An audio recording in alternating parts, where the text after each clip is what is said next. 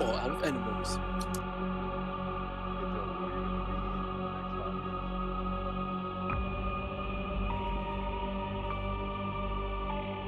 I'll give him that much. He's one of the best social media minds we ever talked to. Yeah. Oof. Oof.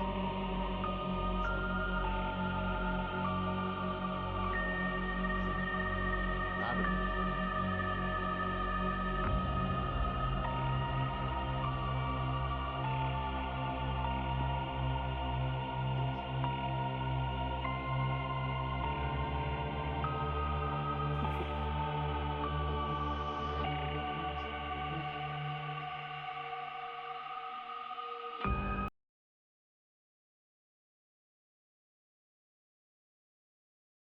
Hi, welcome back to Bonded by Horror. This is the fourth episode. We're gonna do a special one. We just did our little. None of us cosplayed or anything today, but we had to start the show off the right way with one of my favorite stills from this movie. Excuse We're you. gonna be doing 13 ghosts. I 13 ghosts. I can clearly see ghosts. Oh, I forgot. Yeah, so true. Me too. Spectacles. I should have put on a pair like what you guys have on, but excuse me. Long evening last night, and we're right back at it. So, cheers. I'm Eddie Vegas. If you don't know, what's one of these guys? You guys want to go? Come on, Captain Dead Air, let's go. Joe's like, I just want to drink. Yeah, I'm not gonna introduce He's myself. just sitting here like, ah. My bad. I am a mess. I am Joe Walsh, also author JC Walsh. I have these glasses on because I'm trying to see Cthulhu because I never get to Yes, see him. sir. Cthulhu's not a ghost or a wraith or a specter, idiot. It can be what I want. Oh, true. What All right. about a spooker specter? Yeah. I did. Never mind. And And what up, boys? Y'all know me. If you're on the right. channel, you So obviously know who I am. It's Scrooge Champ, Scroogey Boy, Daddy Scrooge, whatever the fuck you want to call me. Specter, Spooky Boy, Spooky Scrooge. I don't care what the fuck. Spooky Scrooge. That's a good Spectre Spooky Scrooge. Spooky Scrooge while we're here. Spectre Scrooge. I like The that. Specter. Spectre Scrooge. The Spectre. I said Yeah. No, I said that. Spectre. Yeah, but then that makes me sound Yeah, like I'm a Spectre. detective. I'm Inspector Scrooge. No. No, we're going Inspector. ghosts. Spectre. Do Spectre. Inspector I'm on the same Scroogey. page Do with, do Ve- do Vegas do. there. I like it. That's it. From now on, you're Spectre Scrooge. Uh, For this episode, anyways. right. So yeah, we're gonna be doing 13 Ghosts. If you all didn't see it on the Bonded by Horror page, due to some personal stuff we've all had kind of going on True. and been affected by the past few weeks, we had to push the show back a week. So hopefully, we're gonna be able to start getting on more of a schedule. But look, life happens, right? So you have to make sure that your loved ones are taken care of and or remembered if you lose them. So now that with the week that we had last week, 13 Ghosts is kind of almost a little ironic, but it is what it is. So shout out to a couple quick people. The one thing I want to do before we get into this episode, I want to give two quick we all have a rest in peace for somebody that we know, unfortunately, in the last week or so. I want to give a rest in power to somebody that we all knew as youths and how I actually met JC to our good friend Kevin Smith. So I want to say rest in power to Kevin. Hopefully you're in a better place. So I love you, and I want you to know that we are here to salute you, sir. So thank you very much for being a part of my life. So sorry that I wasn't around at the end, but I knew you from the beginning, and that's all that really matters, right? Ben, I know you had one, and I think Joe, you even have one too, right? I don't know if you want to get into yours or not, but I know Yeah. Ben's got one. If you want to give, I'll say mine. I'll try to keep it fucking Yeah. short and sweet. Rest in peace to Lieutenant E. Joseph Sullivan. Definitely the bravest man I've genuinely ever met in my entire life. He risked his life every fucking day for 30 straight years for the Warwick Fire Department. Guys, respect the shit. Respect the shit out of your local fire department. They are all fucking awesome. They all risk their lives. He put up a good fight, man. He beat cancer. But then it came back 6 years ago. yeah, he beat cancer. Then got a different form of cancer. Unfortunately, God bless his soul, man. He lost his fight, but he'll always be remembered for one of the bravest human beings on the planet. Raised two fucking amazing kids with Joe and Jenny. Love you guys so fucking much. Again, Joe. Cheers to them. Lieutenant, love you, man. Yep. So cheers to them. And then And, really quick, there's a Yeah. fund. I will try to find a link to it. Oh yeah. I when the video actually gets posted on YouTube, I will try to actually remember this. There's it's esophagus cancer, and there's a fund that helps raise for research for it. I will try to find it. I will reach out to Joe's son Joe, and put the link in the description, guys. If you want, please, that'd be great. Donate to this charity. Donate to the fund, and that'd be awesome. That's it. In honor of Joe. Lieutenant. Yes, sir. Yep, Lieutenant Sullivan. So we can put that. Excuse me. We can put that with any of the clips for the show too. So we'll put that in some links to get out there. We want to make sure that we do a little bit of a part. Excuse me, as much as we can. Joe, I don't know if you. I mean, I know you had some kind of a family thing recently too, right? I wasn't sure if you want to get into that or not, but it's up to you. I'm not good at this. So, I'll give it a shout. It was my great aunt, Betty, who's my grandfather's sister-in-law. She passed away. She lived. I haven't seen her in a long time, but talked to her, Still to her, my family. uncle, and yeah, oh yeah, definitely. And then talked to her, my uncle, and on and off here and there. So she passed on. So really sweet person and big reader. She really enjoyed my books, which is really nice. I ever make it about me, but I think that's cool. So, but No, that's that's it. great. I just want to give her a shout Quick out. cheers. Yeah, It's quick just cheers. even just a word I wanted to make sure that we acknowledged. And Yeah, it's unfortunately, been a heck of a couple weeks for everybody. Yeah, the week. Even stuff before this. I mean, it's like Yeah, a couple weeks. Yeah. crazy. Yeah. yeah. And then last shout out, we one of our family, my mom and my sister lost a dog last week too. So they got out and a little old lady didn't see it. He was a tiny little dog, got run over unfortunately. So RIP puppy. So that sucks. So that's the last one for now. Hopefully the 2021 took its quota and we're done. So hopefully. Jeez, now Yes, that everybody. Sorry to bring the show down. No, it makes sense with the stuff we gotta It was say. necessary. Yeah. This kind of stuff when it does happen because it's recent and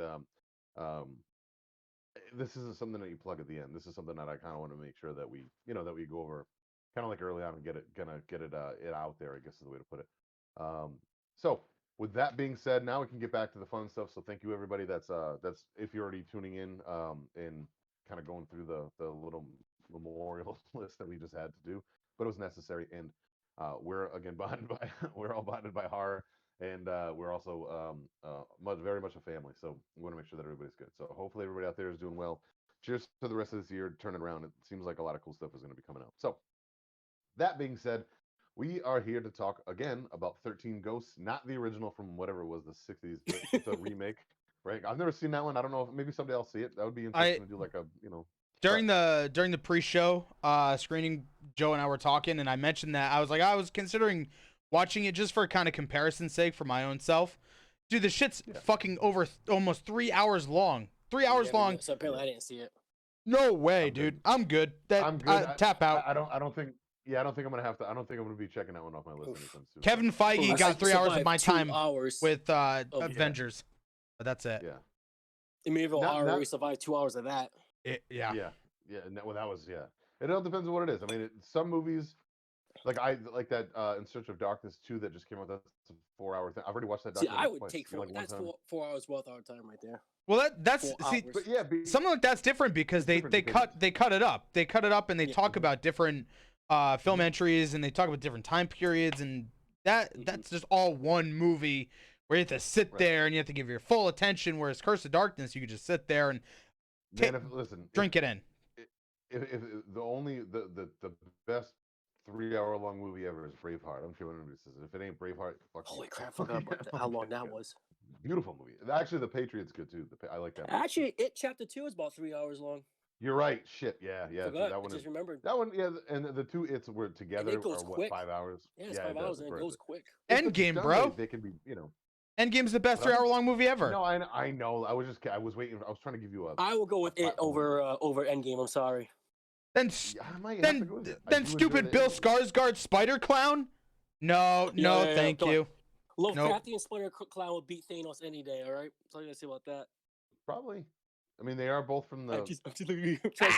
universe. If his skull pops out. Yeah, dude, it's already fucking red enough. Yeah, see, look, you already see the Very dent red in my head. motherfucker. All right, so Yeah, 13 Ghosts. So I didn't know. I've seen this movie a ton, and I know Joe had seen this movie a ton. This is kind of a modern classic, in my opinion, or I don't know if it's a cult classic, but it's definitely.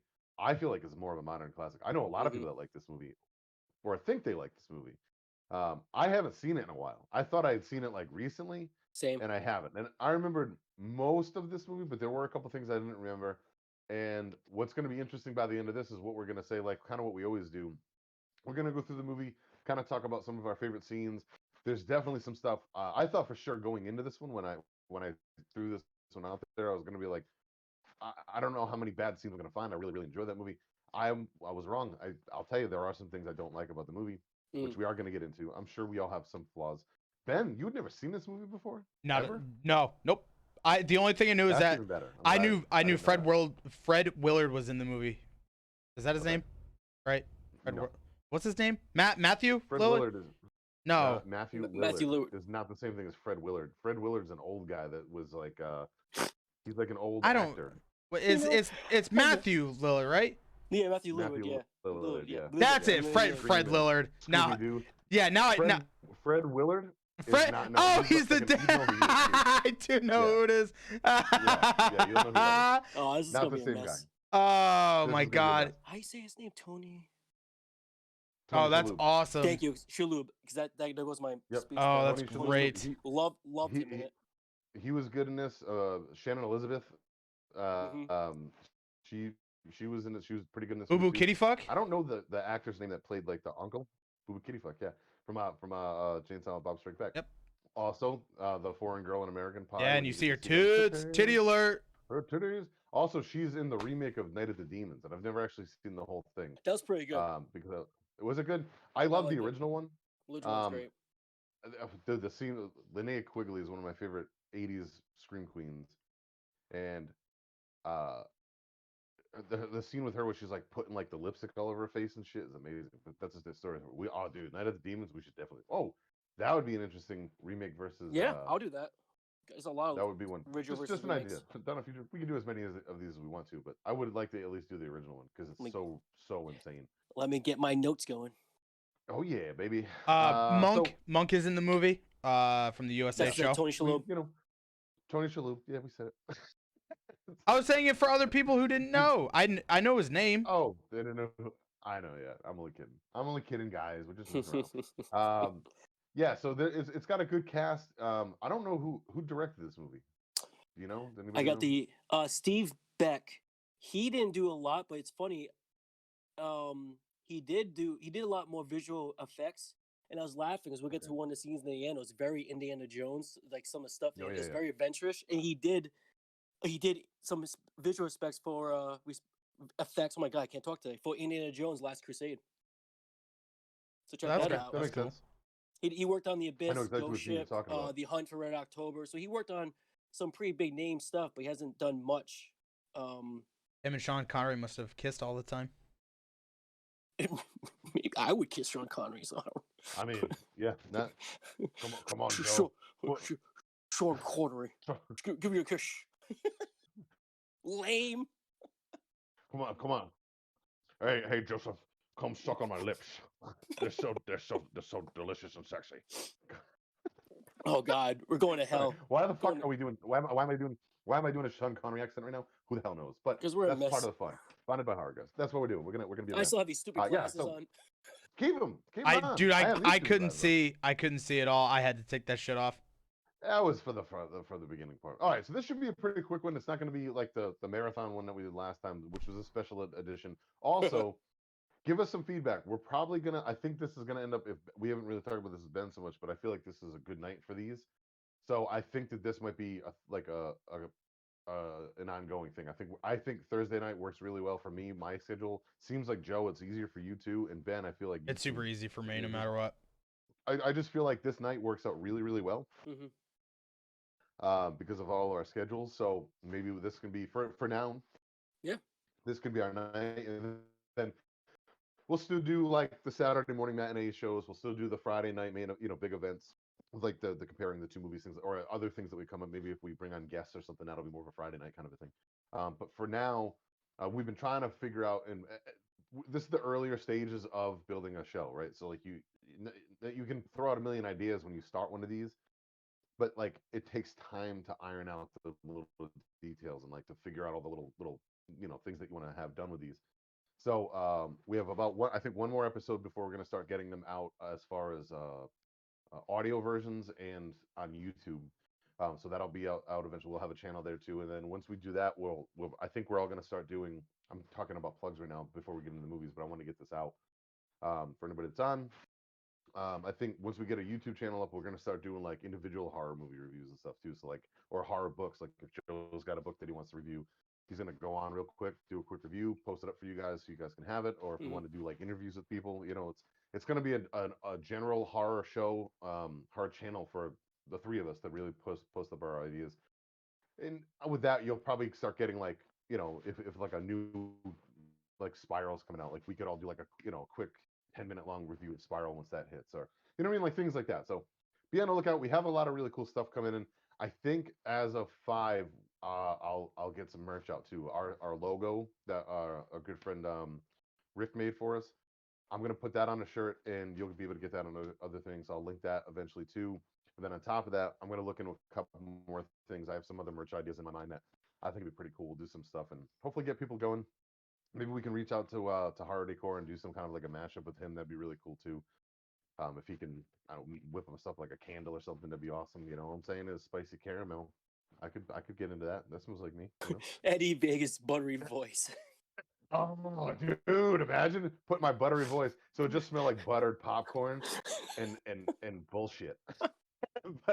It should say butter. It should say on the candle too. Buttered popcorn. Buttered popcorn. Bullshit. Buttered popcorn and fucking Caymans.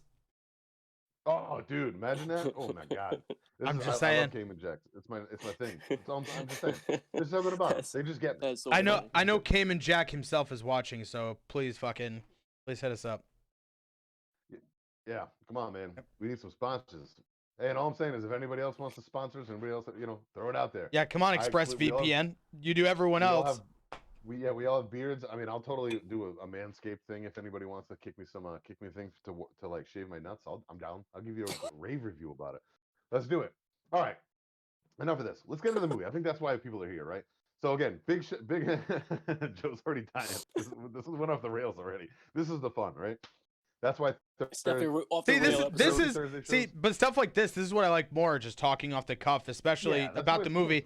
I like the chaotic. That's just me personally. I don't know. No, it's more fun, and now that we're more comfortable with this, I think the fans and everybody that's watching, again, shout out. We got a really good following from the last one. I feel like this one's gonna take those fucking stuff. No. It looks like they're saying. It felt weird, but whatever. Gotcha. You're good. I'll go as far as I can. So here's what we have. Jesus Christ. So we'll get into this movie. So 13 Ghosts. What is this? 2001, right? I think is when this movie came out. Yep. Yes. Some of the stuff I know like really, really well, and then some of the stuff I'm hoping that you guys can kind of fill in the gaps for me. Couple things. Let's get right into it. The way this movie starts off. I'll be honest. Totally forgot how this movie started. I remember this movie starting like almost right with the family. I always forget that they have that junkyard scene where they're trapping a ghost, and like that's where they bring in Matthew Lillard's character, not Fred Willard. Matthew Lillard. I wish it was Fred Willard. Yeah, it opens up with put up a picture, Lillard versus Willard. Yeah, I would pay that. That should be like the new Freddy versus Jason, Willard versus Lillard. I'm just saying. I know Matthew Lillard would be all about it if he did it. Zoink, Scoob. All right, come on. What did I forgot that's how it started, and it starts out pretty hot and heavy like right away, and it does build it builds the plot, some of the plot for later on, and I forgot about that. I forgot like how it sets the tone of like catching a ghost, and they kind of show you what Matthew Lillard's powers are, like medium wise. Like he can kind of see or feel things, and it sets up a lot of really cool things. Like it talks about how he has to take like medication to like keep his demons down because it bothers him being able to see the ghosts. And the uncle, I always forget the uncle's name, Cyrus, I think. Cyrus, right? yeah. Uncle Cyrus, yeah. Yeah. Cyrus has like a plan. He's clearly a dickhead. They go into the garage, the junkyard. And Lillard, by the way, he's from the late 90s, early 2000s era. He's in a lot of really good movies. Scream, phenomenal, right? He's great in that movie. I don't care whether you like Scooby-Doo or not. I actually love those movies with him in them.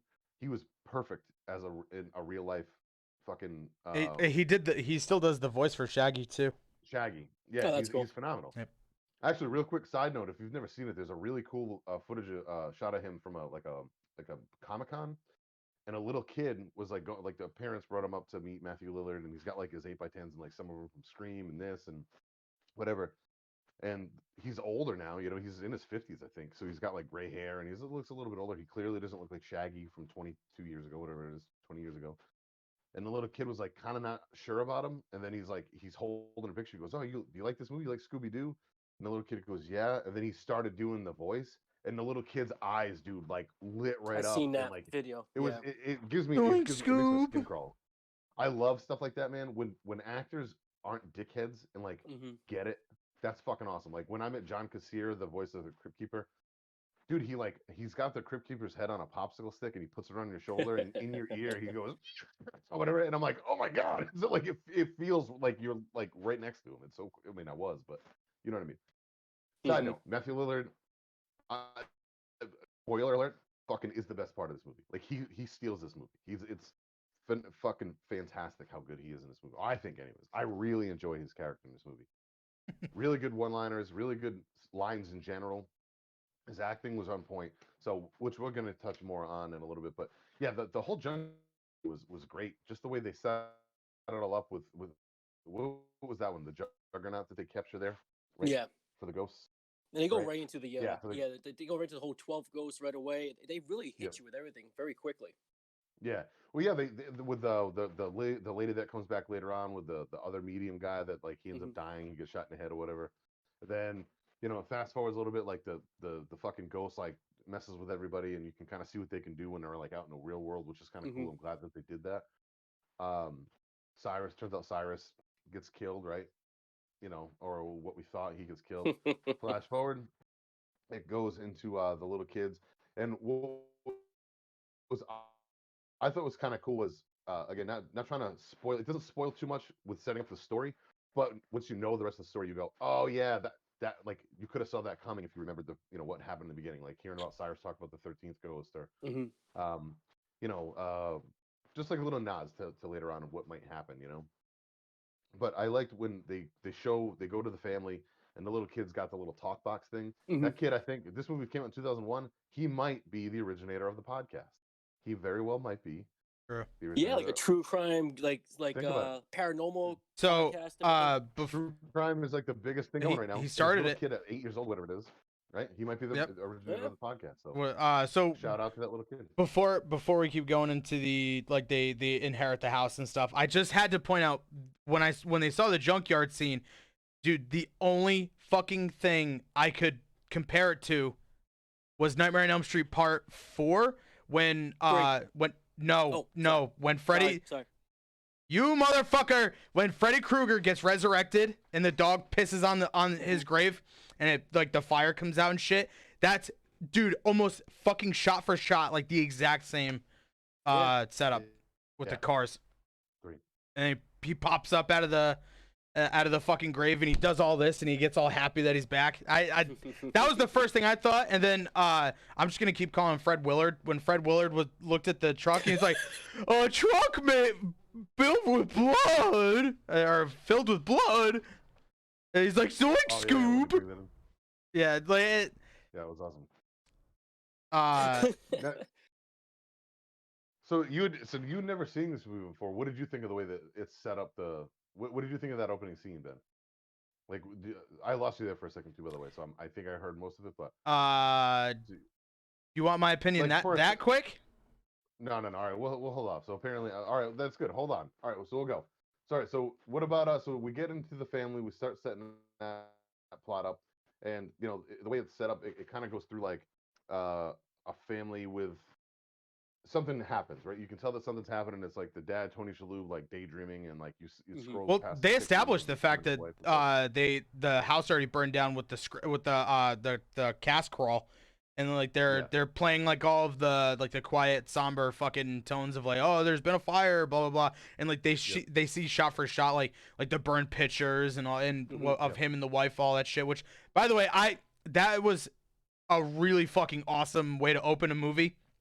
or to just show the cast, like, bless you. Sorry. Hold on, now I gotta see the Ghost, see if any came out. Nope. To see, you Not know, seeing either. yeah, no, nothing good.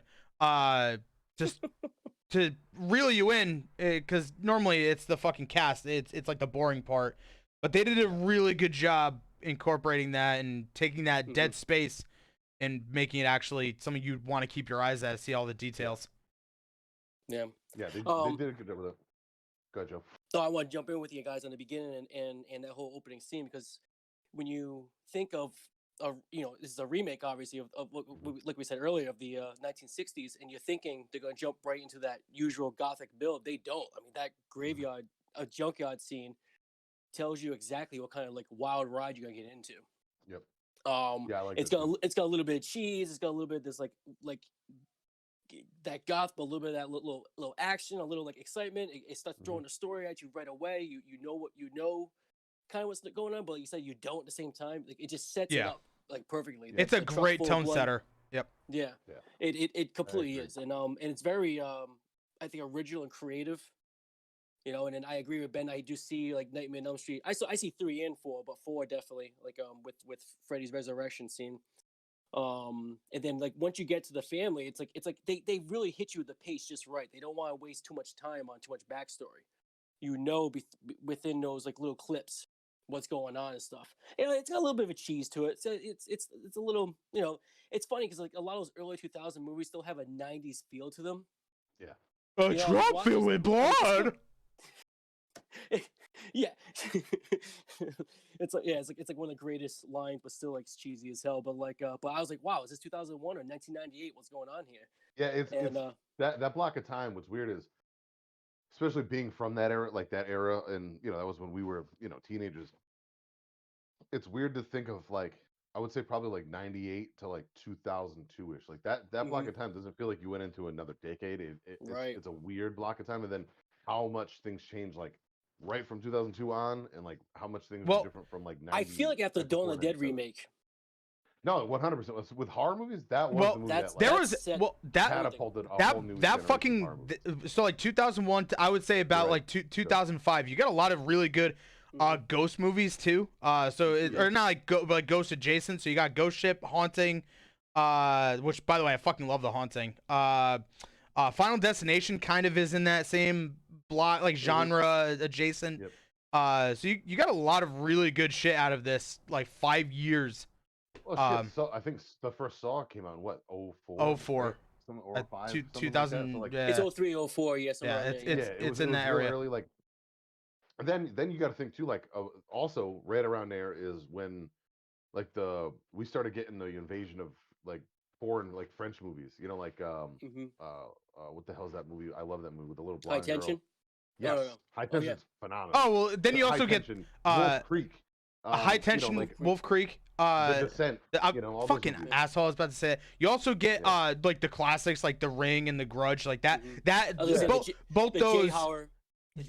Yeah. The Eye. Was The Eye during that time? I think so. Yeah. Oh yeah. Yep. But then then you even had shit like Cabin Fever. That's right around that. Cabin Fever's like, fucking awesome. He's still in that shock age too. Phenomenal movies. Yeah, it's still in that like. There's something around it. The first I would say like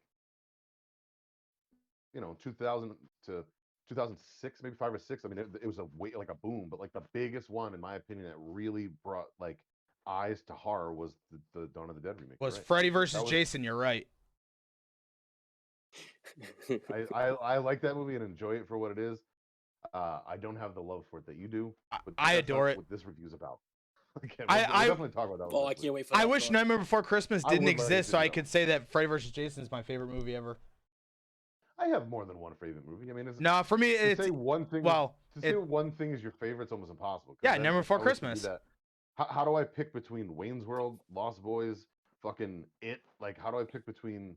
And I'm talking like the new one, like the first one. That movie's fucking phenomenal. There's a ton of Nightmare Before Christmas. I love Braveheart. Terminator 2. For me, Terminator 2, Aliens. We could go on and on. Anyway, whatever. Anyways. That's why I'm not feeding into this. Yeah, because then we'll just go on forever. So yeah, so then we start building up some of the storyline of the family. Like they do a pretty good job. They set up the fact that like a tragedy happened. You kind of have a pretty good feeling that it was something kind of a fire or something, and then they show like they also talk about like having money issues, which I thought was odd that like the guy's having money issues, but he's still got enough money to pay a nanny. Like that's kind of weird to me. Like little things like that was a weird little plot hole. But I looked past that. I'm like, all right, well, I get it. Like he knows he needs help with his kids. Yeah, So like could became now a that his good wife is family around, friend like to he's help doing. out after that. Yeah. Yeah. I mean, so I look at it Suspension like, disbelief. yeah, hey, whatever. Like maybe It's a that's good why point. he's broke. I know, like, that was an odd little plot hole. That, and it's not a plot hole, but like a little, like when you see things like that, like the way my brain works, I go, oh, you're having money problems. You're living in a tiny little apartment, but you have enough money to pay a nanny. Like that's not that my brain that like. Maybe she was just helping as a family friend, dickhead. I don't think so, but yeah, because she talks about there's points where she talks about not getting paid enough. Like No, later on, Right. yeah, it was just a Underwater joke House. to fucking Matthew Lillard saying, "I need a pay raise." Let's not say it like that again. Say it like that all you want. That's how she talks. So I need a pay raise. You don't. Now you always. Yeah, you don't do a good Southern accent. That's for sure. Now you don't ridiculous. No, I'm kidding. But so, all right. So again, I talked about the little kid being the original podcast. I had that pop in my head. I thought that was cool to hear him doing that. Put your fucking scooter away, Cody or Corey. That's what I was. They had that's the what I was Razor just gonna get scooters into. back then. I didn't. You I forgot fucking about that. asshole. This was like a fuck. Every movie has like has money. Like they have to with product placement, right? Like, Oh yeah, I'm just clearly drinking this. I'm just really thirsty. Cayman Jack. man, guys, I too am very thirsty. Man, really thirsty. You truly are thirsty, man. Mm-hmm. And Joe's just like, I'm not gonna product placement shit. But the I little truly- kid clearly like there was some product placement for the scooter. Stickman Brews again. Nice. I thought for sure that said nice. Keep on going. I like it. Shout out to the little guy. I went out spilling hot coffee on yourself after stubbing your toe would make me snap at that little shit too. Yeah, because the little I would not mess with that kid. That kid is morbid as hell. that little shit Which we love. We love. refuses to put his goddamn fucking scooter away. So much of this movie wouldn't have happened if this kid put his fucking scooter away. Little Stupid shit. razor scooter. Stupid Stupid Monk. razor scooter. Monk And- should have grew some and balls. He never wore a helmet. No. Mm-hmm. Nope. He nope. definitely needed one. Yeah. What's worse? Maybe ghost or brain damage. I don't know. You pick. I would take. Trying to find a ghost. joke here, but I can't find it. Juggernaut would Ghost probably in give prison. you brain damage. Oof. Oh But- God, True. kid's head will Yeah, crack. which we're gonna get into that in a little bit.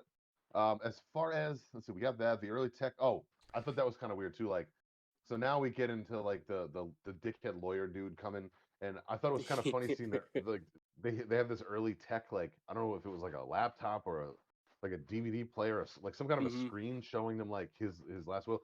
I'm like, oh man, it's so weird how fucking far things have been. Like I'm recording this live with you guys. Yeah, like on they're my phone, on a my fucking cell phone.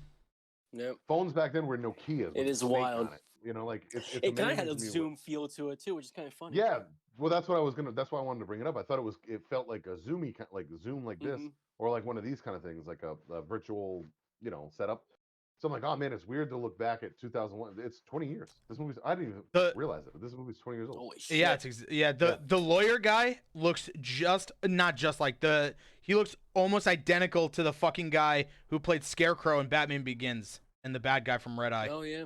Yeah. That- Cillian Murphy. I don't know about that one. That's a little bit of a- I looked at him quite. So Murphy's got like a squarer head, but besides that, their face is really fucking close. Cillian Murphy's one of the best actors of like this generation. I think Yeah, he's- that's why you he's see him in very- so many movies. Yeah, he's in a lot of stuff. You know what's He's in ironic? Peaky Blinders is massive. I've never watched Oh, it, but I I know a gotta lot of see people that that. love it. We just He was in finished. 28 Days oh, Later. sorry. He was in 20. No, you're good. He was in 28 Days Later. He was in those movies. Mm-hmm. That guy's been in a ton of stuff. He was in Lately. Red Eye. Yeah. when I he said was- Red Eye when he already. was- That's a great movie too. That's a Wes Craven movie when he's It's a really good movie. fucking the blonde chick from what's her name? Fucking love Rachel McAdams. Red Eye is And, like, he's such a the good sex movie, with her. by the way. Yeah. All right. So Ben, want to tell me more how he's not a good actor? Yeah, I didn't say that. I'm just saying it's crazy that he hasn't been in stuff in the past over a decade, like you just said, and you just proved me right. You dick. Oh, Anyways, Cillian Murphy's awesome, and he's dreamy. You guys, He's, I wouldn't be able to that's tell. all. I haven't That- seen him that- in over 10 years. the lawyers in we're talking about the lawyer, right? Am I on the same page here? Yes. Yes. Yeah. Yep. Yeah. Okay. Yeah. It's ironic because we just finished the Mayan show season finale. He's in that. He's in season 3. So Well, did he just freeze? Ed just froze. He's off to wow, that's early. The guy, the lawyer from this. Oh, or Cillian there Murphy? he is. I'm back. Sorry.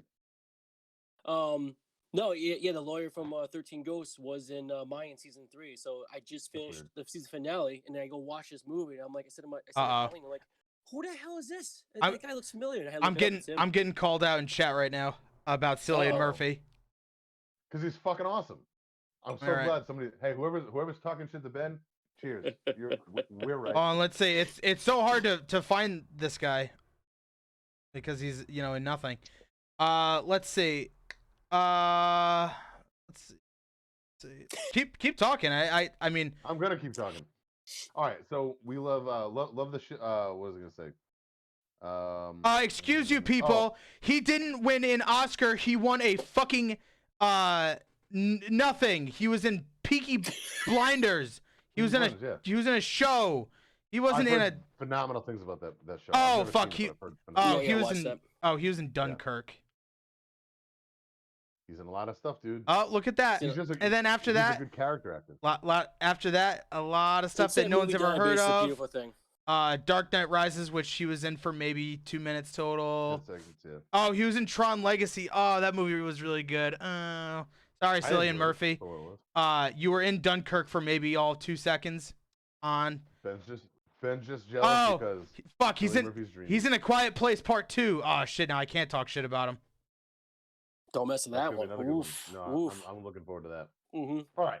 So now that we just proved Ben wrong in the chat. Thank you, chat, for that. So I love the shot. Moving on with the dickhead lawyer guy. I love the shot of when they're going to the house for the first time. Mm-hmm. I like good like cinematography. Like I like good like shot setups and just simple little tricks. I really enjoy. And they do this really good thing where he's driving and there's a car behind him. And like to show how much of an evil dickhead he is, like to kind of show you, like to set it up for later on. He's looking in the rearview mirror at like the family, and the headlights are like perfectly just shining on just this part of his eyes, and like only right here is lit up while he's like grinning shitty. So like his face Give you a is, little like, grinning and, foreshadow. like, yeah, he's got an evil grin like that's in the shadows, but his eyes are like looking up. I thought that was kind of cool. Really, the only other time I think I've ever seen something like that done is Morticia Adams and the Addams Family, which is an entirely different reason why they Yeah, do when it. it's The just- whole movie. Oh When my it's just God. the light on our eyes. Yeah. Yeah, which is fucking amazing. I love And- I love those movies anyways, but Mhm. that effect that they did with her in the entire movie, where like it's just her. So how in like daylight, it's just her fucking eyes. Yeah, Like, no matter they no did- matter where she is, like at the fucking They- camp, they- they still did it. Yeah, they did a really good job with that. But yeah, so that's really one of the only times I've really seen something like perfectly done like that. So I just thought that was really cool. Yeah. So shout out to that. I don't know if you guys. And remember I'm seeing glad me talk I'm about glad stuff. they were able to inherit the puzzle box from Hellraiser as a house. That's where we're just going. So checking the house out for the first time. What'd you guys think of that? See, this is kind of where going back and looking at it now. It's kind of funny to look at this movie 20 years in retrospective, because like at the time, this was like holy shit how they make this house and how they Mhm. make this movie to look this cool. And now when you look at it, like it still looks really cool, but it's Looks it's smaller. Not, yeah, it doesn't feel as like grandiose Yeah. as what it did when I saw it for the first time when I was younger. Granted, Ben might have a different opinion because he just saw it for the first time, but I Yeah. remember like being young and seeing this and being like, this fucking house is amazing. I wouldn't want to live in a glass house. I'll just throw that out there. What happens when you want to take a poo? Well, that's the You know? interesting thing that you brought that up. This is the interesting thing about it. I like the way it looks. I still like the way it looks. Mhm. You okay with it, Ben? You look like your arms I frozen. feel like and Mhm. I feel like Ben's gonna have a way different opinion than us at the end of Yeah. this. Yes, still I like am. it shows. This is one of those movies that there is some CGI. This is still in the practical effects days. There's a Yes. lot of practical effects in the makeup. There's a lot. The house is practical effects. It's weird because it's interesting to see the family's reaction, because if we saw that as horror fans, we're like, whoa, this is kind of cool. We'll check it out, but we Yeah. don't live here. They're Yeah. freaking out, but this is all because of from trauma and then having money Right, issues and then wanting to move on. So it's like the father, I love his character because he's really he's a pure skeptic.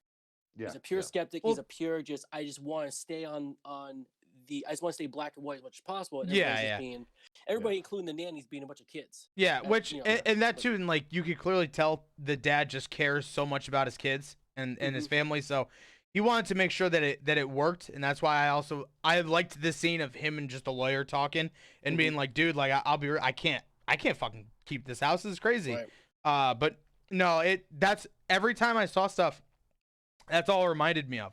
I'm like, yeah, it just looks like the fucking what the puzzle box from Hellraiser would look like big. Oh, that's a great inspiration. You got Latin in there. You got a lot of spell Yeah. incantations. You got a lot of wild stuff that Well, like, it's got harkens back to hints of that. It's got hints of Yeah. Cube. You know, Necronomicon from Evil Yep. Dead. Yep. Now you reeled me in, didn't you? No, no. Yeah, I got a big fishing pole. Oh, true. Are we talking about a fishing pole or something else? Something between the old Problem is- fucking Whatever legs. you want. Whatever you want. Problem is, Hard cider you're, boy. you're fishing for a. fucking Excuse you, minnow it's a or hard chicken seltzer. Oh, sorry. I don't. out there. Mm. I'm not a big seller. The ladies in my house drink those. It helps me keep my girlish figure. So It's true. I was making a true joke too. Kind of like Cayman Jacks. yeah, yep.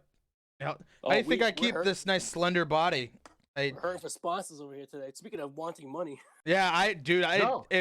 No, It's never. It's not a money thing. Not it's money. Just a free Cayman Jack thing. Yeah, I don't give a shit about the money. mine's I just want a free. free I want a booze. free source of Cayman Jack. Cayman Jack, send me a fucking cooler full of these. That's all I'm saying. You know, I don't need the money. Same thing with Manscaped. I don't want the money. I just want a clean sack. Yep. Like, what the hell, man? You know, I keep on hearing wonderful things about it. Money, yeah, that's great. I want me a new trimmer. I could fucking sell the Manscaped better than anybody else out there. ExpressVPN, I could sell that shit better than anybody else. Come on, man. Hook a brother up. I like Let's that go. stuff. All right. Anyways, I like how we're pushing plugs that we don't even have. That we don't but have. Why not? Yeah, but like me undies though. Who doesn't need a nice clean pair of undies? Brooke Linen. Or I work out a lot. I wouldn't mind the Whoop strap if they wanted to send me one. Some so I could nice, try and see how good it is when I sleep. That water IV stuff. Liquid IV. Yep, Come on. Yeah, Liquid IV. Come on. Anyways, Anyway, this has become a plug for a bunch of stuff that we have nothing to do with. All right, so I hope everybody's enjoying this. Anybody that listens to the podcast knows what we're talking about. It's fucking ridiculous the amount of shameless plugs there are out there. Yeah. So what was I gonna say? The first rule. Oh yeah, I thought the line with Tony Shalhoub where he said what the hell was it? Oh yeah, the first rule of the house being don't throw stones was kind of a cute line because it's as Jonah was being a literary person, you know, like people who own glass houses should throw stones. Throw kind of thing. stones. Like it's such a cliche, classic line.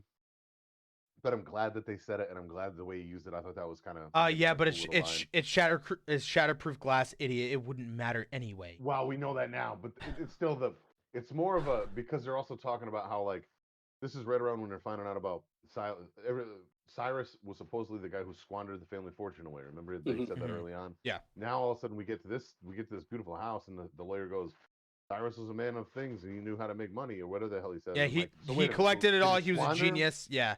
Right. Did he squander the money like everybody thought he did, or did he was he a billionaire genius that knew how to make money? Yeah. So that kind of goes to show you like maybe Tony Shalhoub is going, don't throw stones. You know, when we live in glass houses, like maybe my family was wrong. Maybe he was blackballed for the wrong reason, or you don't know. So at this point, now he's questioning what he knows about his uncle that he doesn't really know. You know, so kind of just a cool little thing. Just to think Because about. they established that he never met Cyrus, right? Right. Right. He never met him. Okay. Yeah. So And, it raised a lot of like, it's like, oh wait, didn't you say before? Kind of like argumentative, being like, wait, I thought it was like this, like, and then it was contradicting statements from prior scenes, and that's what I like too. Trying to plant in the seeds that, you know, something is very off, and then at the same time you have I don't remember his fucking name, and I feel really bad. Lillard's character, I forget his character's name. Shoot, Dennis. All right, so Shaggy is, you know, he's going around and he's trying to find, that's his name, right? Am I? Yeah, sure. I don't. I'm cool with calling him Shaggy. Yeah. So Is my microphone working? No, I'm fucking with you.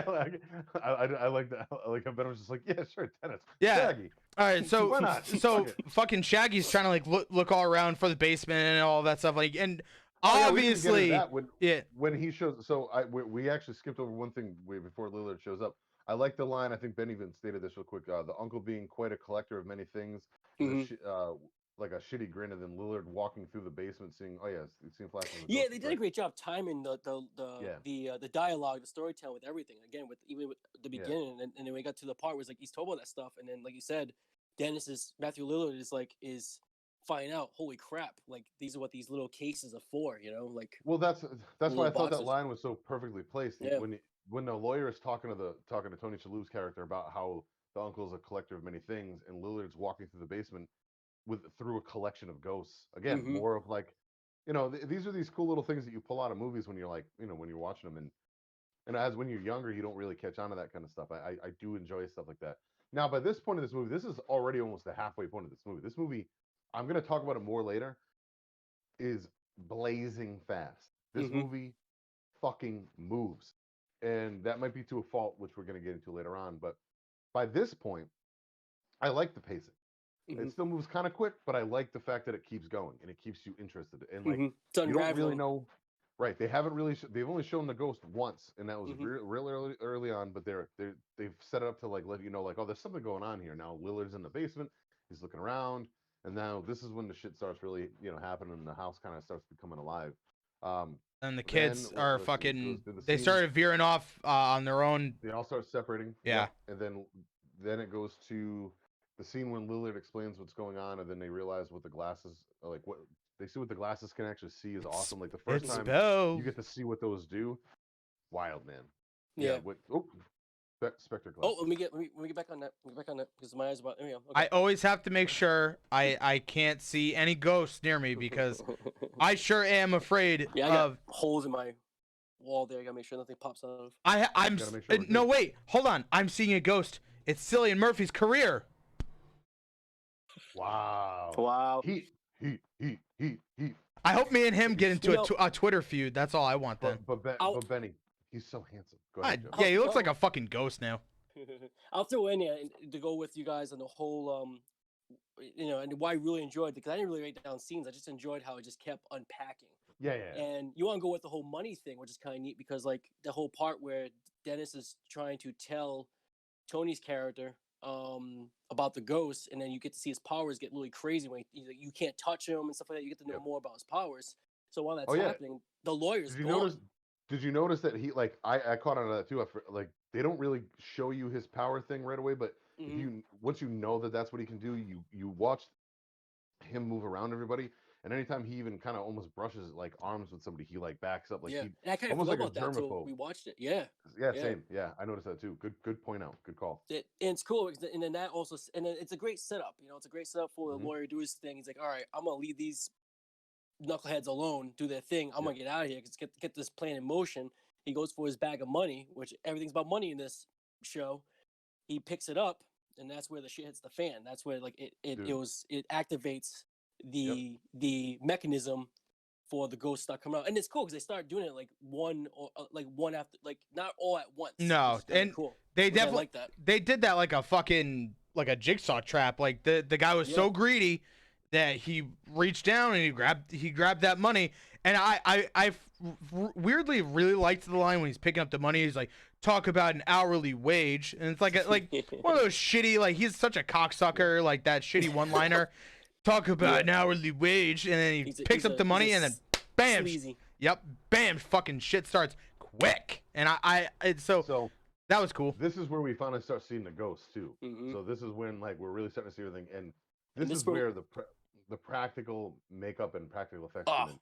So the character design for the ghosts is unfucking believable. I personally love every one of the characters. I think that they're beautiful. The cutter chick, I can't remember was it Angry Princess? That's got it for you. Angry Princess, that's what it is. Oh, titty lady. There it is. She's an actress from something else too. I forgot what the hell. She's fucking hot. But that was her makeup was great. Obviously, the little boy with the arrow or whatever in his head with titty boy. Something about no. Hang on. I got the firstborn son. The firstborn son. Then we had the something prince, the Shatter Prince. The Torn Prince. Torn Prince. He looked fucking great too. Like half his Yeah. face was gone, and then he had like the He's all torn baseball down bat. here. Yeah. Yep, that was good. They show the hammer. Yeah, the Wild hammer's looking. sick. That was amazing. All the spikes he has and shit.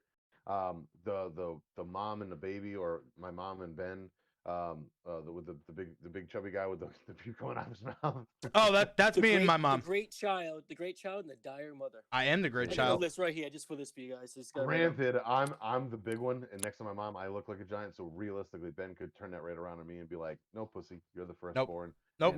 But realistically, No, sure, you can have the arrow through your head. That's fine. You got the arrow in hand. yeah, I mean, I would have taken the Torn Prince for me. No, I definitely will take a titty girl. That's fine with me. And You then guys have what a else? phone. I'll be the jackal. Well, that's Yeah, what you we're are getting to. you are a So, fucking jackal. the Jackal and the Juggernaut. The Juggernaut looks amazing, and I wish they would have shown more of him in the house, like once they actually release everybody. Which Yeah. we'll get to in a second. But the fucking Jackal, dude, like that ghost is the design is perfect. Like the actions are perfect. The whole setup is really well, and like watching it back now, like all in HD and shit, you really get to see between the really quick editing, you get to really see him, which I like. I've seen this movie on like I had it on DVD. I know I have it. It's at my mom's house or something. So it's been a long time since I've seen it. But just seeing this now, like all up converted and like on a nice big TV compared to like what TVs were back, when this movie came out. It's wild to see, like what effects hold up and like really stand out still, and like what effects don't.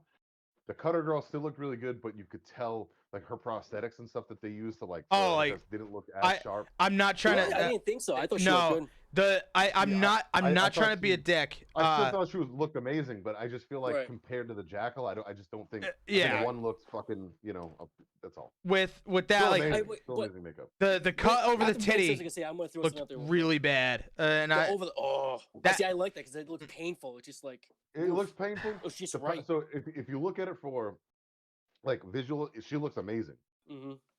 And the whole scene, which we're gonna get to in a minute, where she shows up behind Shannon Elizabeth in the bat, like I yeah, can't talk about and that. she's in the bathtub.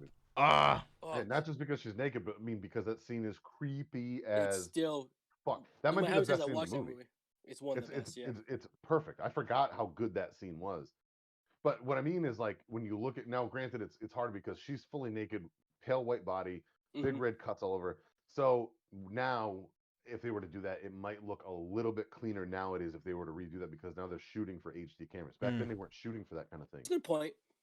That's really all it is. That's all I mean by that because it still looks fantastic because it's clearly practical. It's not fucking CGI blood on her. It's not nothing like that. But compared to like I thought the fucking Torn Prince, his face looks amazing. The way his makeup is done is really, really well done. The little kid, there's not much to that. It's essentially just like an arrow gimmick or whatever. No, they just did it just right. So the way they used him kind of creeped you out. We just like he was just little kids as ghosts are fucking terrifying. Look at Gage and fucking. And if you got an 8-year-old with an arrow in his head, that's kind of like that's fucked. That's it's just fucked up. It's a hard thing to process, right? Mm-hmm. But yeah, so I wasn't like knocking the effects. I still think they're beautiful. It's just when you look at it all up converted now, things like HD can be some things worst enemy sometimes. I would almost rather watch it on like an older TV because you don't see those imperfections. That's exactly what I was gonna say too. It really shows every fucking part. But I will say the Jackal, that is exactly how you make an iconic monster. I'll just say monster as a whole. That's I think. Go ahead. If this movie came out 10 years later, you know damn well what they would have done with this movie. CGI, fucking garbage. No, I'm not even talking about that. Just specifically talking about the Jackal. If this movie had come out 10 years later, like 2009, 2010, somewhere around there, right around when like the Conjuring and all that shit came out, and they made 50,000 Conjuring movies based off of it, like then all of a sudden you have like the doll. What the fuck is the doll's name? Annabelle. Yes, Annabelle. So like they have all the spin-offs and shit. The Jackal would have gotten his own movie. The fucking the princess would have gotten her. Like they would have tried to really cash in, just ruin half these characters, or they would have done a good job. Who knows? But that's what the difference. That's another difference with like a 10 years. Yeah, I'm kind of glad that we didn't get in that with this. It is what it is. Yeah.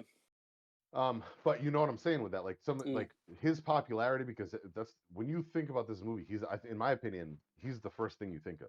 The Jackal is the first image that you think of because he's the most iconic. creature from Yeah. this movie, Especially, in my opinion. Go type in 13 Ghosts, especially with the This is cute the first little thing that comes up. 1-3. The Jackals Yeah. is always the first thing that comes up. Yeah.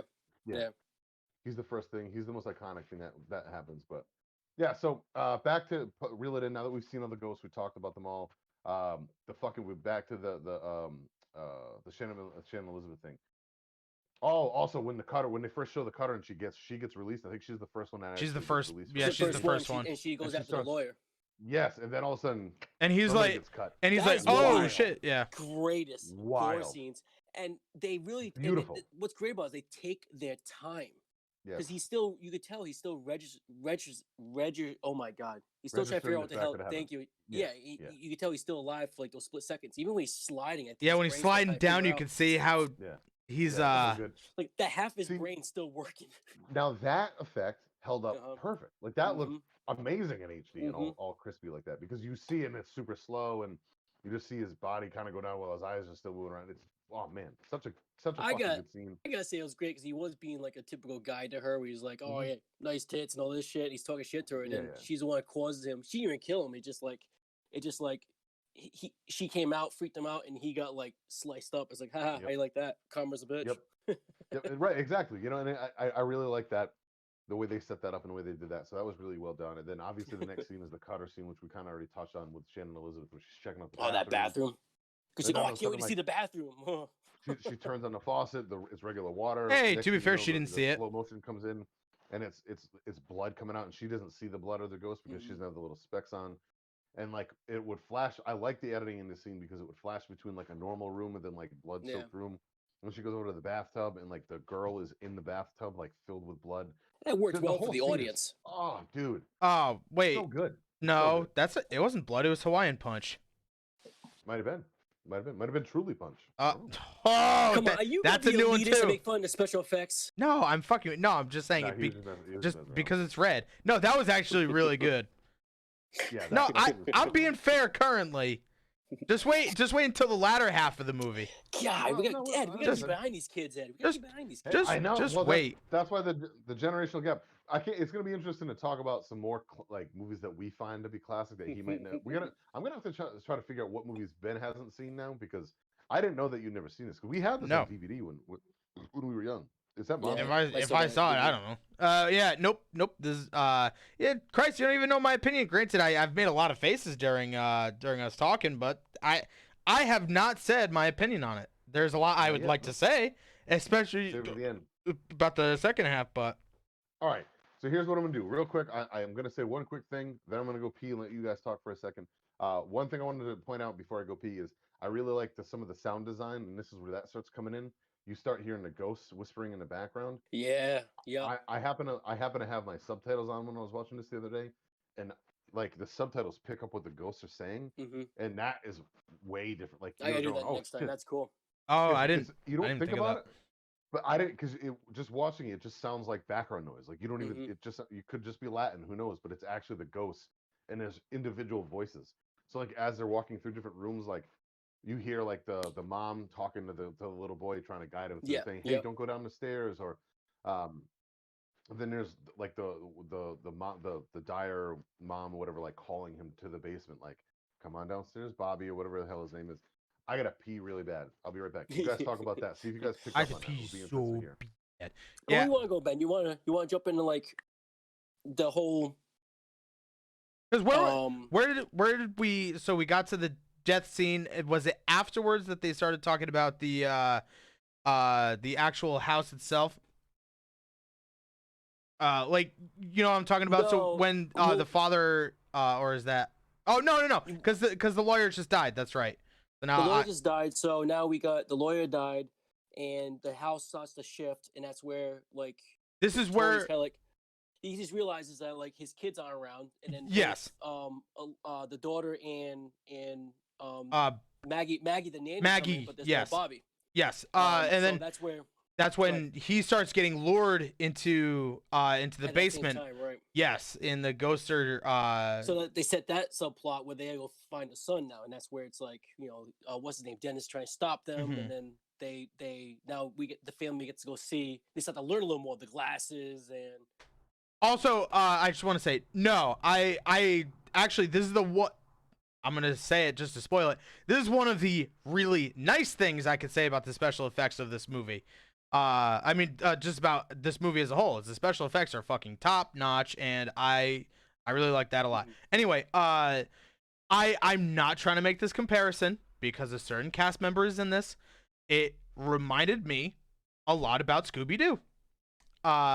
Just picture if I take this same movie and take the old Hanna-Barbera Scooby-Doo Where Are You music, the burr burr burr burr burr, and put it along this movie, it would be a perfect fit because the whole family, they get split up, gang, and you know they're trying to fight off these ghosts.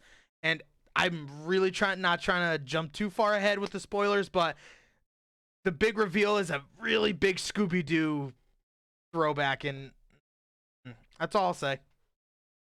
It just I was just making a comparison. Your brother's obsessed with Scooby-Doo. No, all I'm saying is that this movie was just very just not it just seemed to me like it compared a lot to old Scooby-Doo cartoons. The whole family gets split up. Scooby-Doo cartoons do relate to older ghost stories though too. And exactly. But it's just it was a lot of it is formulated like an old Scooby-Doo cartoon. That's what I was saying. During like the big shock scenes, all you had to do is just put the old Scooby-Doo music along to it, and it's a fucking shoe and fit. It's exactly the same. That Zoink Scoob. That's Zoink Scoob. Like, man, we really gotta get out of here, Scoob. Yeah. Holy shit, we saw the lawyer cut in half. Dude, I can see his brains. Oh, Scoob. Yeah, no, Where's Velma when you need her? I'm not saying that's a bad thing. I'm just pointing it out. I thought that was a cute little thing. It's just very reminiscent of old Scooby-Doo cartoons. I don't know why you're making it sound like a bad thing. Anyway. Oh, I'm not. I'm just making fun. I think it's funny. Joe loving one-liners. After the ghost thing or whatever, did you notice that Maggie, the maid or whatever, the nanny, asks if the lawyer split? Lawyer split is so good. Huh? That Good, is right? Classic. I was dying to talk to you about that one. I figured you'd love that. I chuckled a lot when I was watching this movie because it brought back so much of like the amazing, because there was like this weird B movie it was a high budget B movie. High budget B movie. Yeah. Yes. Cheese is a combination, and it fits so well. It was kind of annoying, but to their credit, Dark Castle actually helped produce this, and they make really fucking good, like low budget B movies. So the fact that they were given a big ass budget for this, didn't they do a ton of the old Puppet Masters? A ton of the old Stephen King movies and shit. I thought they did like what's the one? Maybe the Thinner. I can't. What's the movie about the horror raider? I just watched it again. The Dark something. Dark Half. Dark Half is fucking great. Holy shit! I rewatched that. For this the Halloween, I always do like 30 movies. I think they did work on that this year, but they owned like the mid '90s to early 2000s. I don't know if they're still around anymore. I don't remember. Yeah. I think they. Ben, I think you're getting them confused with Charles Band's thing. The Moon. What is that? Moon something. Moon. Moon Harbor. No. Could be Full Moon. Could just be straight. I think it's Full Moon. Yeah, it is Full Moon Productions. Full Moon Productions. That's what did like Dollman and the Demonic Toys and fucking. Is that it? I think it's Full Moon that did all the. Well, they're very similar though. No, you're not far off. Like that wasn't a like bad, that same genre of movie they did. Yeah. Yep. Nope. You're right. Full Moon Pictures. You are. Yeah, Because first, I always confuse the logos because they look similar. Well, also they both. So Dark Castle made a ton of movies in the 90s. Like they owned almost like this genre. Oh, dude, I'm looking right now. Movies. It's they have a ton. Dude, of 13 Ghosts, House of Wax, Orphan, The Reaping, House on Haunted Hill is really good. Gothica. That was a great movie. The Hills. What is it? The Hills Run Red. I thought. That was another good one. Return to the House on Haunted Hill. They made a lot of, they made a lot of really cheesy, but in a good way. Yeah, you've seen their logo a ton. Yeah. Good movies. Movies that we talked about before with Ghost Ship. They did that. But yeah, No, they're still around, by the way. Oh, They, still around? Oh, good. yep, Good. they, Glad to hear that. their most recent movie is it's actually not even out yet. It's called Seance. So Nice. I'll be checking that out actually. So, fuck yeah. Back to the nanny's Maggie's one-liner. I like, I gotta say, like, it was great, but especially with Matthew Lillard's character, he, like you said, he stole the show, but he was kind of like, he interacted with everybody so well. He was in the maze. He was with the nanny. Yeah. He was with the father. He was with with when they brought in the woman from the beginning. The woman at the the beginning. the other paranormal researcher, occultist. So like his chemistry, each character. Yeah, it's he just, like, got screen time with every character. Yeah, Which they did that was very good well. too. It brought up different ghosts, different ways to affect them. They didn't see all ghosts. I mean, the only one that saw No. all the ghosts was the And- father near the end because of his I storyline. I liked Lillard's interaction with Maggie probably the best because that was Yeah. the time when they actually only had one pair of the ghost seeing goggles. That Yeah, was they a would have to go back and great. forth. Yeah, That's so a like they good had writing to right there. keep going fucking back and Depend on forth. each other. Yeah, Yep. to be like, no, don't you see it? No, and then like they disappear and Yep. like, no, idiot, don't you see it? I It- love that. I Yeah. love that. I like that chemistry, and every time I keep putting it on, I keep seeing Cillian Murphy's career just fly by. It's weird. Weird. It's I a weird don't thing. know why that keeps popping up in my thing. Go away, Spectre. I don't want you. No, What about so? What'd you think about? There was a part where Lillard gets trapped and he gets attacked by the baseball bat ghost. Like the guy's coming at him. Yeah. And I think that right. yeah, when that they was get called away, that was a good. really good scene for a Power Rangers movie. Hey, all Oh, the the sparks, spark. come on. The spark. Yeah, That's I that's didn't all. hate that. I thought that was fun. And then like that's when you finally see the big fat guy with his mama, the jackal showing up and fucking Yeah. Shredding up Arthur's back, the dad's Ah, back. Well, you got That the was a daughter good scene. first. Well, He you got the attacked her daughter first. Yeah, that's right. Oh, Yep. because And that's where he almost stopped showed her being a skeptic, titties. because That's Yeah, that's so when he I stopped actually being had that a written down. skeptic. I had the first time what was I gonna say? Seen the room? No, yeah. And was that when they were the- finally the starting sub- to the utilize mom- the spells and the walls and stuff too? Well, yeah, this is so. Yes. This is once the Maggie makes the joke. This is where the movie like the heat gets cranked up a little bit because it goes Mhm. from like the Bobby waking up and seeing his mom as a ghost or whatever. Then it was kind of weird to see her makeup because she was all like burned up and like dragging an IV bag. Like I thought that was pretty well done Mm-hmm. with her. Subtle but like effective because you're supposed to feel like sorry and sad for her. And then this is the first time you see the jackal when he shows up. It's fucking brilliant.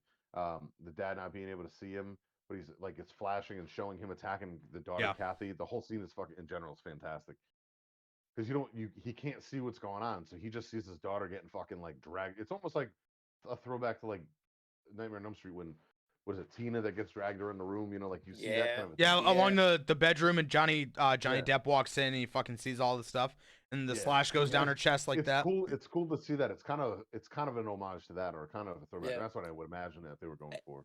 And that was very tense during that scene. No matter how many times I've Yeah. seen it, because you just like, he's skeptic one moment and he sees it, but he's still kind of like, what's going on? How can I help you? And you're just like, oh my Yeah. god, this is because he doesn't know it and he doesn't know how Yeah. to stop it. And it's a And very he doesn't have the vulnerable glasses. scene. He doesn't I have think the that's kind of glasses, when he it's just- catches on finally, right? Isn't that the first time he? That's when he sees the first- Just does catch on, and then that's where the Yeah. flare part we see the Okay. flares work. I too, think with the Yeah. the cultist woman. I think the scene works better for me, and I'm not making it I'm making it pretty obvious that with my opinion on this movie, but I will say it's a lot easier for me to understand the importance of scenes like this if I Yeah. put my mind in the mind of Monk, of the dad, because it's like he's skeptical this whole time. It's like, dude, there's no such thing as ghosts, you idiot. And then he, like I said before, he loves his family so dearly, and then to see your daughter just fucking fly because he can't see the jackal at all, that must be Mhm. that should be horrifying. And there's nothing you can do to stop it. No, There's nothing God, he no. could do because he didn't even know that was going on. No, so That he's was just good. paralyzed. So they did Then it kinda do a goes good job. forward. That's when you see Lillard get trapped by trapped and attacked by the baseball bat ghost or whatever. Then it shows up with The the Power jackal Rangers again, bad trapped guy, in Yeah, yeah. so many his different back. scenes. It's crazy. Yep. And then let's see. When they give up who the fourth ghost is, it gives the movie like the hint of drama that we haven't really an extra dose of drama. It goes from like action to like That Oh, that hey was guys, the this is a love story in the that long was the run. that was the come down that was the come down scene Yeah. that we needed so bad That way we can. because I agree. that movie was it's scene with like scary and thrill and like so Yeah. much adrenaline shit. They It needed gives that us come down. backstory. Yes. Yeah. And it brings you back in on like again this movie. You know, I think it's designed to truly be like a love story. Like I was just kind of saying, of like a two like married couple, kids, whole nine yards. hmm What would you do if you could see your significant other again? Make sure that they're alive. Like especially if you feel that it might have been your fault or.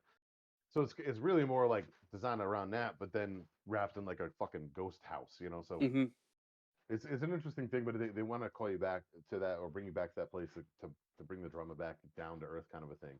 So you're like, again, hey, this is really still like a love story, like what you're saying. You keep it going there. Then when Lillard finally dies, this is where he gets killed by the hammer and the fucking like the juggernaut It was like comes out. full Dude, circle, man. That was so full circle. wild.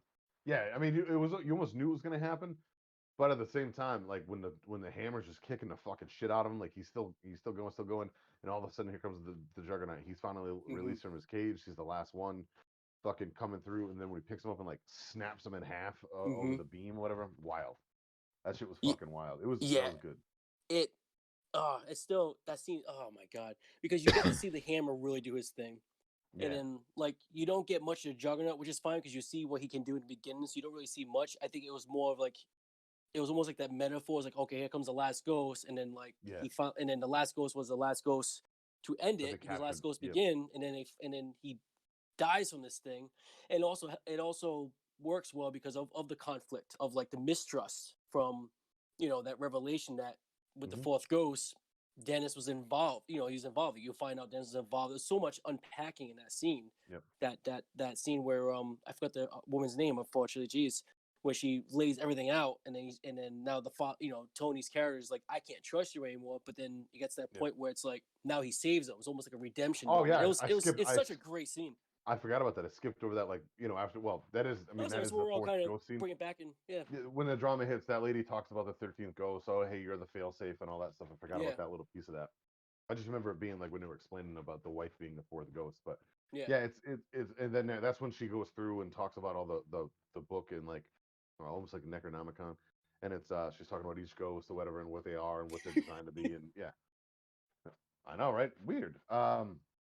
And then let's see here. So we see the Juggernaut again. By this point, so we have the little drama scene going into like the final third of the movie, the last act of the movie. And I'll be honest, I'm gonna jump forward a little bit. We're gonna completely get into this in a minute once we're done kind of talking about the main movie. But this is kind of where my flaws start coming, or my issues with the movie start coming in.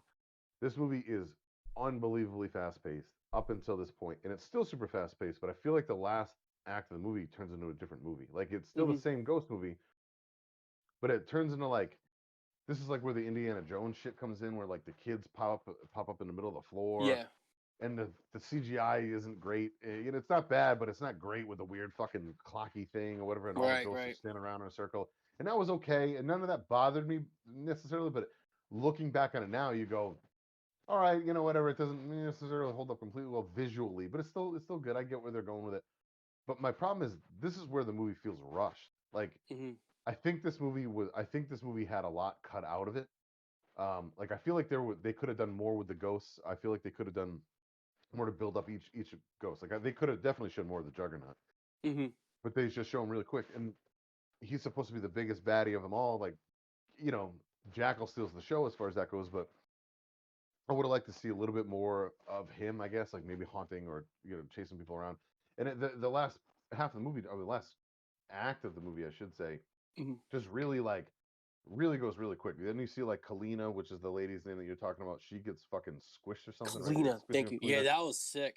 Yep, was not. Yeah, see, even her, I didn't like her change of character. Like all of a sudden, I know when Cyrus comes back, and she's like, "Oh, I did this all for you." Like you were just this badass bitch. Like now all of a sudden you're fucking like you're cowering to this. It's so weird. I mean, maybe I guess that's how crazy people are, but like, I thought that was odd. I didn't like the character change. I actually hated for wrestling fans out there. I hated the heel turn. The heel turn, yeah. That heel turn was so fucking. That shit was so stupid. And again, I get it. Go ahead, Joe. Yeah. No, I was just I am in between with you guys in that one. Like I watching it again. Like I've always liked it, but I Yeah. think it could have been fleshed out more. It does feel Yeah. rushed. I think people can because like you could tell there was foreshadowing with what's her name again? Kalina. Kalina. Thank you. Jesus, that's one me with No, those no, you're type of good. names. I The did my fo- best the to try to write them all down. the foreshadowing with Kalina, and usually I do too, but I did terrible with this. She Yeah. there was like some when she was talking about the 13 ghosts and telling authors the father's name, holy crap. Tony's character, you have to sacrifice yourself. You could tell you could tell a little bit. There's a little like Yeah, that I doesn't agree. sound right. So they do That set was it up, but at the same that's time, why it's Lillard. still That's where you can tell because Lillard the whole time right. is going, no, this isn't like I can't So read they Latin, but this doesn't sound right to me. they Yeah. play on the trust a little bit, which I like that. So, but Mhm. they could have, and then the switch where you find out that Cyrus is not dead, and then you find out that what's her name again? I'm Kalina. sorry, Kalina Kalina. works with him.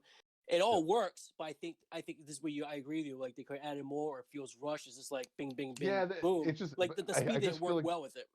dude, the end just was so like it's so fast. Like Yeah. all of a sudden, they're they realize what's going on. All of a sudden now Cyrus is back. Fucking Kalina gets squished, and all of a sudden like there's like this weird scene where they're looking at it, and Maggie like does this weird record scratching thing that was Well, that's right at clearly the end, supposed to be. She was on the Yeah, DJ which board, kinda goes dude, forward. and she's like, "Wiggy, I wiggy, just, wig." but that's my point though. It goes. This is essentially the end. Like the last 10 minutes of this movie happened so fast. Yeah, It's yeah. only an hour and a half movie. There's 1 hour and 33 minutes, I think, is what it There's is. a lot they put in And- this movie. It's And wild. I think there's like 8 minutes of credits or 5 minutes of credits. So take that out. I think it's under an hour and a half. And it could have been a little bit longer. Where like something like the original Amityville Horror, like Mm. that movie stopped a little too short with the end too, but it was also super long. They could have edited that movie different. Yeah. The super fast paced editing of this movie almost now kind of hurts it when you look back on it because it's so fucking fast paced and it's so in your face and it's like scary, but it's not jump scare. It's like editing to show you like it's supposed to be scary because you can't see the ghost unless you have the glasses on, and then what are they doing? Are they going to come after me? Are they not? And it's better than jump scares in my opinion because you earn them, and it's more like it's showing you what's attacking you, but it's just showing you the fact that you may not be able to see what's attacking you. So I loved all that stuff. I still love all that stuff about this movie. Again, character design, flawless. I think all the ghosts look phenomenal for the time period, especially. But this end it just happens. Like it's so fast, man. It's so maybe like fucking another unbelievably 10 fast. minutes could have helped. Maybe another 10. Literally, that's it, dude. If they just it's gave not a us lot. an extra like 5 to 10 minutes, they could have added a little bit more with the ghosts. I feel like at the end, just to show them a little bit more, and then make this scene a little bit. I don't know, maybe like because make the Kalina ghosts switch a little bit I different. feel like the ghosts like themselves they didn't get their own ending, and that's what I really didn't like. They were just there. Like, the very end was, and we're just gonna skip around because we're pretty much at the end. Anyway, Yeah, we're at the end. With the very end of the movie where it's kind of cheesy and it's like the fucking Field of Dreams where they walk off into the cornfield. Like it's just, I don't know. I just didn't like that. They just go. They just. I didn't hate it, but I feel like that was I feel like they were like, well, how do we get rid of the ghost? What do we do? Oh, just have them walk over to the cornfield. Just have them walk away. Yeah, okay, yeah. This is weird to me. They built it and they came. Like I feel like Cyrus if built maybe, it. Oh, true. Yeah, I feel like if maybe like I don't know, like oh hey, if we blow the house up and they vanish into a fucking ether, or maybe because now their souls are released from the house, they're not trapped anymore. Yeah, or like, at least give some explanation to it.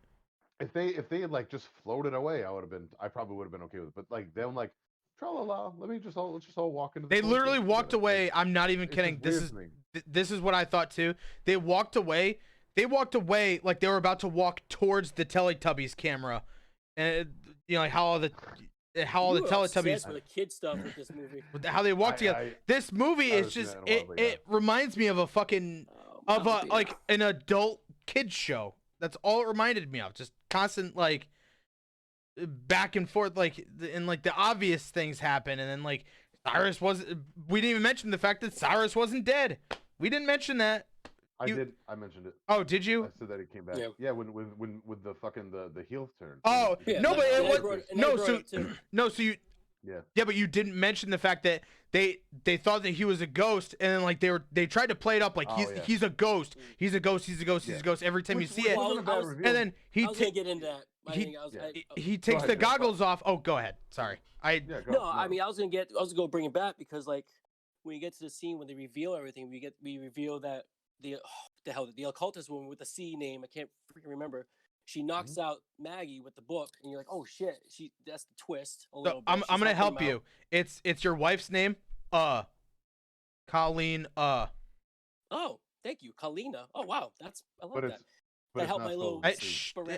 I know, but it helps. It furthers it along. I had to segment my brain like that. No, he's right to tell you the name. Or Karina with an L. Kalina. Okay, Kalina with the L. Okay, Kalina. So Kalina. But the way he's saying it, Ben said that's actually perfect. Like if you were to look up, you know how to pronounce things, and it tells you like, well, my name is like D A like that. Colleen, he's right. He's right. So Ben and Eddie, my speech therapist today. Thank you. You're good. So with Kalina, she get knocked. I mean, she knocking out Maggie, and then we talk about her getting killed. We get to Arthur seeing his kids in that crazy contraption that's supposed to force him to sacrifice. Because it's like these blades. The floor is actually these blades are coming out. Yeah. Something that Robert Rodriguez would have just made in Spy Kids. Yeah. And so he puts the glasses on, and then that's where he gets like the whole revelation of all 12 ghosts, which is really cool actually. How he replayed Kalina's description in his mind, like the whole back. He's counting all the. He's counting. I love ghosts. That part. And then, that was cool. Then he, before that happened, he saw his uncle, and he's like, "Oh, is he a ghost too?" Like you guys said. And he goes back, and then he puts all together about the 13 ghosts. He takes the glasses off, and he sees his uncle's not dead. Yep. And then the fist fight is kind of cool. He just was like, "I'm gonna give it to you, man." He gave him some. He gave him some hell. That was a good scene. I did like the way they revealed the uncle being alive. I forgot to talk about that, so I'm glad that you guys brought that back, so we can talk about that. I thought that was a well done reveal. Now from there, the very end is kind of where like I lost it, and I wanted to hold on to that, and then I ended up just going on a tangent. So that was my opportunity to do it, but I like that part. And again, there are things even about the ending that I don't hate or I actually still really enjoy. But it's just like the whole ending as even with that, like that happens so fast. It's here's their uncle. All of a sudden, is he a ghost? Is he another ghost? I want to punch him in the face like super fast. And then all of a sudden now they're like, now here's your choice. Now here's your opportunity. Go and save your kids. Go ahead and fucking shred your body up. Well, it was weird. Yeah, it was quick, but then when Maggie was like messing on the machine and she kind of record scratched because she is a rapper in real life actually, which is she made the song at the end. Yeah, the song's pretty badass. Yeah, and mirror or whatever. It gets all like crazy and shit, and then it breaks the machine. So that's where the Indiana Jones stuff, where he gets to the sacrifice, he jumps in just right. Now it's a little far fetched. But it works the meaning. It works the meaning of it. Man, I like the meaning. It's cheesy, but it fits that time period. It's a weird feel good. It's a weird feel good horror movie. Yeah, it's not the scariest movie ever. It's more of like just cool effects for what it is. I think I think the ghost design is really what everybody remembers about this movie. And the house. I don't think people really think about and the house. The house and the ghost design. I think that's like the biggest thing about this movie, which makes sense. I mean, it's called and Shaggy. That's what you pay That's what you pay the fucking ticket price for, right? It's to go see 13 Ghosts. I just feel like if they just took their time a little bit more, and set a couple more things up, and maybe just gave a little bit more screen time for the Ghosts, which I'm sure. I know the copy I have on DVD, wherever it is, I have I'm a special special features nerd. Like I'll watch like documentaries on things. And I remember them talking about them all, like on the DVD I had, like it broke down the ghosts and shit, and like talk about the design of them all. And I do remember that, but I just don't remember if there were deleted scenes or not. But I just wish that they had, like, just 10 more minutes, man. No, I don't even know if it needed 10. Like, legitimately, just 5 more minutes of like just a little stretch, just a little bit. Because then you don't have to rush the fucking ghost just walking off into the weeds or whatever. And then the very last scene. I don't know if I love it or I hate it. Where it like comes back and it's Maggie walking through the house and she quits. What the fuck is it? What did I have written down for that? She like quit. What the hell? What did I have? The very last scene with Maggie quitting. It's supposed to be like the last quick laugh, almost like it's the opposite of. It's the opposite of the remake of Amityville, where like it zooms into the little girl's fucking thing, and then she gets dragged down. It's like the polar opposite of it. Like you think something's gonna happen to her walking through the house, but it's really just her going, "Fuck this, I'm out of here." Whatever the hell she says, like.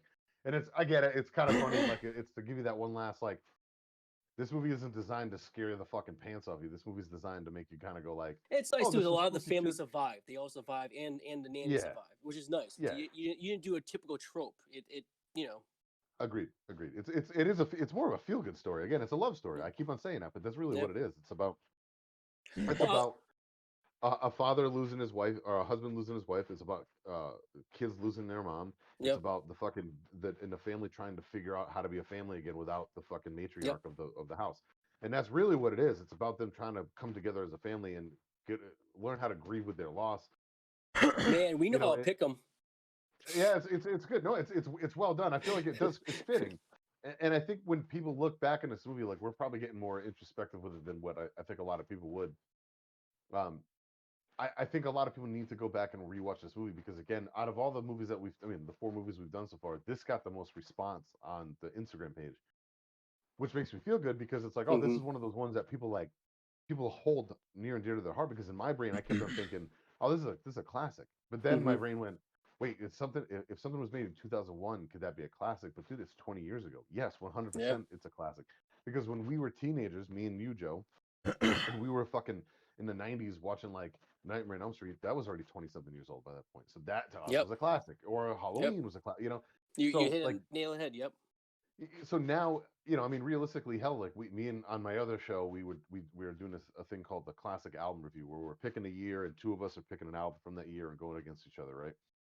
And the original idea for it was one thing, and that's what I had in my mind, and then it's caused many a debates with us now on that show because what my opinion on like a classic might be is not necessarily the opinion on somebody else's, right?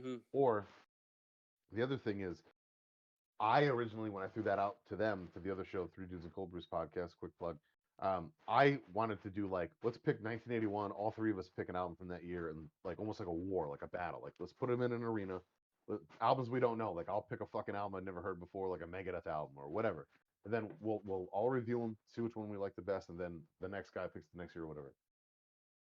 We ended up doing like this thing where we just picked a bunch of random years, and we've done like an album from 2009 now, and now we're going to be doing an album from 2004.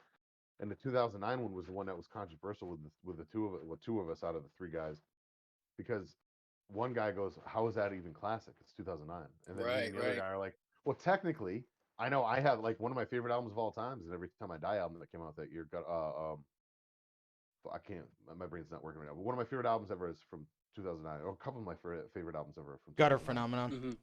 Gutter Phenomenon. Thank you. No, that was 2004. What's the other one? The one with the I know what you're talking about. With Wanderlust. Jordan's. It's New Junk Aesthetic. New Junk Aesthetic. Thank you. That album came out that year. Yeah, it's a really good freaking album.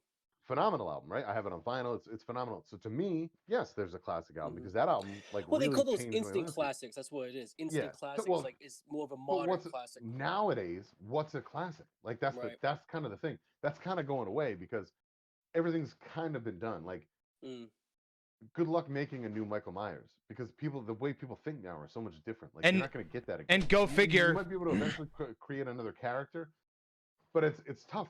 Like, I think me and Ben were talking about this the other day, actually at lunch, where we were talking about, name the last time. What's this generation's or what's the last decade or the last 2 decades? Name the horror icon from the last 2 decades. Name for me, 80s, we had 4 of them. We had fucking Victor Crowley. That's exactly what Ed said. I said Jigsaw. Yeah, I said Victor Crowley. Jigsaw's another one. I said Jigsaw's the one. I think you have depending on the crowd, the Collector. We get the Collector coming out soon. They postponed the 3rd movie, but it's coming out. Sadly, you have to say Annabelle. Unfortunately, you really have to. You have to. I wouldn't call that. Like, you have to. Icon. I feel like that's. I think Ed's going more slasher with that one. There's nothing. Yeah, not even that. That's not an iconic. If you were gonna say that, I'd say The Fucking Witch, and it's only 1 movie. Like, no, but you know what I mean? Like, but Annabelle does make an appearance in The Conjuring. He is talking about franchise though. Yeah. So in a franchise, Annabelle is still a franchise. But because you have, yes, it is. It's The Conjuring, The Conjuring 2, The Conjuring 3, The Curse of La Llorona. You have The Nun. You have Annabelle. You have Annabelle Come Home. You have there's The Devil Made Me Do It. There are 8 fucking movies for The Conjuring, and unfortunately, the namesake in that film franchise, Yeah, The Conjuring and the Warrens are the fucking franchise. Yes, not and Annabelle. Annabelle yeah, happens but to get released, Annabelle but she should happens though. to be the But that's my namesake. point. All I'm Annabelle sucks. saying is Annabelle, the beginning was the only one that was good. You both have good points. Just want to throw it out there. Thank you. So what I'm getting at though is it just brings up this being a classic. It's 20 years old now, right? If you look at a classic car, you can buy classic car license plates with like a classic thing, and you're only like you can get cheaper insurance on them because you only drive them so often. Blah blah blah. see, blah. somebody in chat just said Classic their car. daughter was Annabelle for Halloween last year, motherfucker. All right, so I'll give you Annabelle. There you go. I'll give you Annabelle. There you go. I'll give you Annabelle. I still don't see it, but that's I'll throw it out there real quick. But It's hard for us to see Yeah. certain classics because we're not into Yeah. certain ones. What Ben Yeah. Scrooge just threw out there with one of our listeners in commenting, that person is a fan of Annabelle and that's their icon. You know, Right, and I agree with that. I agree with that. Pennywise is kind of a new icon now. Again, yeah, like it's only 2 resurging. movies. I even totally agree with Pennywise, Pennywise. But even Pennywise technically was an icon of the 90s. That was reborn in the 2010s. You want to go icon of the 80s? You want to go with the book? Well, right, but that's kind of I'm talking like on screen. So like we're Yeah, talking Bill Skarsgård was better. Sorry, my bad. No, you're good. So, but I know what you mean, and I agree with you on that. So if we're talking fucking 70s, we have Michael Myers, right? Like the king, like the granddaddy technically of them all, right? Then 80s, you have two that really shine. You have obviously Jason Voorhees, and then you have Freddy Krueger. Realistically, whether you're more of a fan of the Voorhees or Freddy Krueger, in my opinion, is the bigger icon. See, in the 70s, you left out Leatherface. Oh yeah, Leatherface. Yeah, there's two in the 70s. But Freddy Krueger, all the movies were about him. Jason Voorhees, the first one was about his mom, and he was a little kid. And in the second and third movie, he wears a fucking potato sack in his head. You didn't even see the second one. He didn't wear in the third one. I thought he got it in the third one. He got the mask in the third one, but you don't see what he wears in the third one until he. Oh right, you're right. Okay, sorry. It's been goddamn right. It's been, dude. It's been like a year since. Oh yeah. One of the best soundtracks of all time is Friday the 13th Part 3. The fucking 80s like disco kind of soundtrack. It's the best. It's the absolute best. It's one of the best soundtracks. Like movie scores, it's one of the best of all time. If you don't know what I'm talking about, go look it up. I want to throw something out there to our viewers. We will be doing Leprechaun in the 90s. Leprechaun in the 90s. Ghostface in the 90s. Oh, Ghostface is a big icon, and we got a new Scream 5 coming out. And fucking Matthew Lillard's in that too. Go figure. What were you saying? No, I was gonna say, I know at some point we will be talking about our favorite kill scenes for Friday 13th. Oh yeah. At some point, that's gonna be. And Friday 13th, the actual day itself is August. Probably only one this year, so hopefully we'll be able to do that. If that's the case, let's plan on that. Maybe we should do that. We'll try to get a couple people to do it. Like we'll get like one or two other big fans. Oh my god! Every repair, that'll be a 4-hour episode. Bring some drinks. That'd be something. Oh, it's gonna be. Yeah. That would be a cool fan interaction. Joe, write this down. I think that would be a cool fan interaction. People send in, people sending in. If we could do like videos potentially, fans sending in like video reactions of what their favorite kills are, so we could play them on the show. Kind of like how we have a bunch of shows that do that now. I think that would be a really fun thing for all of them to do. Yeah, by August, I mean, it's only a couple months away now, which is fucking wild to me. But by August, this thing, I mean, we're really gonna like as mentioned in the beginning of the show, we're gonna really start like amping this up a little bit. I mean, it's still gonna be a weekly thing essentially. We're just gonna keep on having fun with it, but we're really gonna start opening up the can of worms and like really like letting it go and trying to get more fan interaction. So anybody that's listening live or watching live, thank you again. Especially after episode 5. Once episode 5 is in the books, which hopefully we can get that done because I'm fucking scratching for it. Excuse me. Oh, so here's what we'll do. Let's try to wrap this one up on our final thoughts. I was gonna say final thoughts on this one. And then we'll talk about maybe we can get a couple ideas on what we'll do for episode 5, which that's on you guys, which we'll talk about in a second. But so again, not a perfect movie. I'd still call it a modern classic in my opinion. This gave us the discussion about the classic idea, like what could be a classic. And the final thought of that is classic cars are considered classic after 25 years, which is fucking insane because would you want to drive around a 1995 Nissan fucking Altima and call it a classic car? No. Yes. Besides the point. But I just wanted to throw that out there. But again, great movie. I still think overall it still holds up. I still think it's a very fun movie. I think it's almost like a thrill ride of a movie. This would be a very good if you're trying to bring in a young horror fan, like maybe like you know, maybe you have a nephew or a kid that's around 10 to 12 in that age range. This is one of the most perfect movies to show them outside of the titty scene. You might want to have them do IMUFs, or if you can find a made-for-TV version, they crop that out. They only show, like, if you watch this on like Yeah, they did a good job. I AMC or see. Yeah, something, either like AMC yeah, or TN. I do a think really good TNT job. used to show it all the time. Yeah, and they would show it, and the only thing that they would cut out, because the only thing they had to was the naked girl's boobs, so they would just crop her. And even when she was turned around, like, they'll still show butts on fucking camera, like, whatever. But you just don't see her. So you can find that version out there, because there really isn't a lot of swears in this movie. It's not No. gory, really. Besides the lawyer scene, no. Yeah, it's a good I think this is a really good segue. Like, this is a good what do they call that? Gateway, like a gateway movie. And if it's not looked at that, It's a good beginner like, horror already, movie. Yeah. very I agree good. with that. It's like, I would love to show my nephew this movie. He's already seen worse now at this point, but that's not because of me. That But should be another. That's another idea of good beginner horror movies. And fucking Gateway horror. I mean, Lost Boys is the best one. Like, that's the first horror movie. No, I ever showed my daughter when she Trick or was, like, Treat. 8. And Trick or Treat is the pivotal. well, now, yeah, but now Trick or Treat's the It best. was a generational thing. Nope. Yeah, but when Trick or Rosie Treat's was the little, that wasn't number around. one beginner horror movie in my opinion. Now, yes, but that movie came out in 2009. Yeah, And I'm sure. talking, my daughter Now. came out before I showed Rosie horror movies. The first horror movie I showed her, Lost Boys. Dog, movie- that goalpost keeps getting fucking pushed up and up, my friend. But I get that now. But what I'm saying though is I'm just listing them off. There's always going to be difference. I agree. I think pretty much any anthology is always a good one to start with, because a lot of the time they're a little cheesy. Yeah. Shit, Yeah, okay. Tales from the Hood. That's another good one. Hell A yeah. little more graphic though. That one's a little nowadays. Some of the stuff now, and you have what to be the a little fuck is that? careful with. Mortuary Chronicles is really good. The new one that That's just came really out. good. That's a That- fucking Recent awesome. ones, yeah, I think I Yeah, agree that's with a that. Actually. great Yeah. movie. Anything Clancy with Tales Brown, of the Crypt. fucking other- Anything with Tales of the Crypt, Yeah, you should shit. 100%. Demon Knight. Demon Knight was awesome. What, That's why- what? Yep. All right. Yep. Anyway, All right. So All right. you want to go back? So- You want me to go? Oh, sorry. Sorry. Go ahead. Sorry. No, it's good. Because I feel like Ben's gonna have a little bit of a different opinion than us. Ben, you can say your final thoughts first. Joe, you go, and I'll say it last because I Yeah. want to pick the movie. yeah, Talk the might as well just have me straight out of the gate and say I hated this movie. Really? Hated it. I'm Wow. surprised. Hated it. Wow. I wanted to be fair. So like when we were talking about it, I didn't want to be the guy that just kept shitting on a movie. When I watch movies, I love to be fair. And there were, like we were talking about, there's a lot of scenes that I really do like. And obviously, dude, the special effects are top fucking notch. You could see where that budget went in this movie, and it shows. Everything else, so bad. And like I actually feel like, so what you were saying was at the very beginning of this show with Matthew Lillard being like he delivers his line so well. I thought the complete opposite. The truck's filled with blood, You Scooby. can't tell we did it the first few times. Scoob, I don't know. Like I didn't mind that though. hated I it, feel like- and his I feel like and his that- eyes are all buggy. Morbid sarcasm. Scoob. Yeah, I think that, and that's the generational thing. Like, me and Joe grew up with him as Mhm. like from Scream. He's silly. Yeah, and goofy he's that. awesome in That's his movie. Scream. He's awesome in Scream. So why couldn't we He's get awesome that? in it.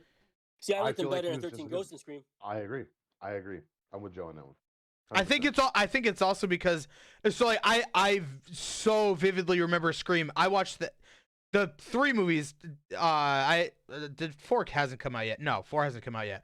Yeah, it came out a long. No, 5. Sorry, 5. 5 hasn't hasn't come come out out yet. So I've seen at least 1, 2, and 3 at least fucking 25 times. At least, dude. I watch that shit every year. So like I'm super biased towards that. I think so. I'll disclaimer. Like I'm biased. So but when I see him in this movie, it just doesn't fucking work, man. So like every time. I'm glad that we have a different opinion though. It is Yeah. good because me and Joe grew up And with this. like I said, We've known this movie since day I one. do like that he gets his screen time with Maggie. Like that was some of my Mhm. favorite parts of the movie. He gets his screen time with all the kids. He gets his screen time with Tony. He gets his screen time with the lawyer. Everybody, like the Freddy Krueger scene. He has his time to shine, dude. You could tell they gave him the most money of the movie, and it shows. But like, dude, the third act so fucking bad. I was checking the time like every like 2 or 3 minutes, just being like, dude, this movie's still going on. It's still going on. And like the big reveal that Cyrus is still alive couldn't have been any cornier. It's like if I'm looking at Joe right now and I think he's a ghost this whole time, and he's just sitting there. Oh! All he did was dabble a little fucking blood in his neck. Are you stupid? How did that fool anybody? And then, oh my god! I still think it holds up, but I agree. So we're gonna wait. And then he jumps it, or he fucking falls into the trap, and then he gets torn apart, and that looked fucking so terrible. So like, how did they make the lawyer? How did they make the lawyer death scene look absolutely, I'm genuinely serious, top notch and incredible for the time? Well, it's because the CGI of the and then CGI versus practical. Yeah. And then but I like the CGI kill. I thought it was fine. And then they did this one, and it looked trash. It looked so bad. That shows you the difference between practical effects and CGI. Mm-hmm.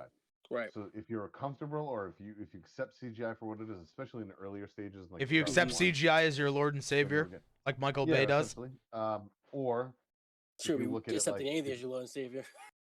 Anything with Michael Bay, sure. I'm a practical effects person. We've already talked about this a bunch. Excuse you, Platinum Dunes. And we're gonna keep on talking about that. I love practical effects. I do think that they're always gonna be better. Look at all the movies from the 70s and 80s. Even now, they all still look fucking phenomenal. Well, the practical effects still had their faults too. Yeah, they did. Limitations, but I feel like the fun part of practical effects is like the people who made them really loved that craft. Like if you look at like Tom Savini, like he loves that craft and how he would come up with things and talk about like how are we gonna figure out how the Tom Savini baby shout out or whatever. It's just a different way to look at it. But that's me. If I'm gonna say that I'll just be totally upfront and honest. Did not like it. I hated it. If we have to give it a score, because we've been giving scores to everything. Yeah, I would go 1 out of 13 ghosts. What would you give this movie? Oh, nice. Oh, if it's all right, I already had a number in my mind. You're a fucking asshole, because I had a number in my mind, so now I have to up the scale. It's 1 out of 13. Now I have to up the scale a little bit. You fucking dickhead. 5 ghosts out of 13. I'm okay with that. I am. Because even though you said that you hated it, that's not hating a movie. Hating a movie would be like 1 or 2 ghosts. I didn't hate it. I just genuinely disliked it. I will not be watching it again. Have the love for it that me and Joe have. No. I did not. After I watched it last night, I'll watch it again already. Yeah, it's a good one. Joe, go ahead. What's your final everything I loved about it was what we talked about: the junkyard scene, the way they set everything up with the family. Even though it's typical to some degree, but because you got these different characters, this different situation, it just with the pace, it all fits.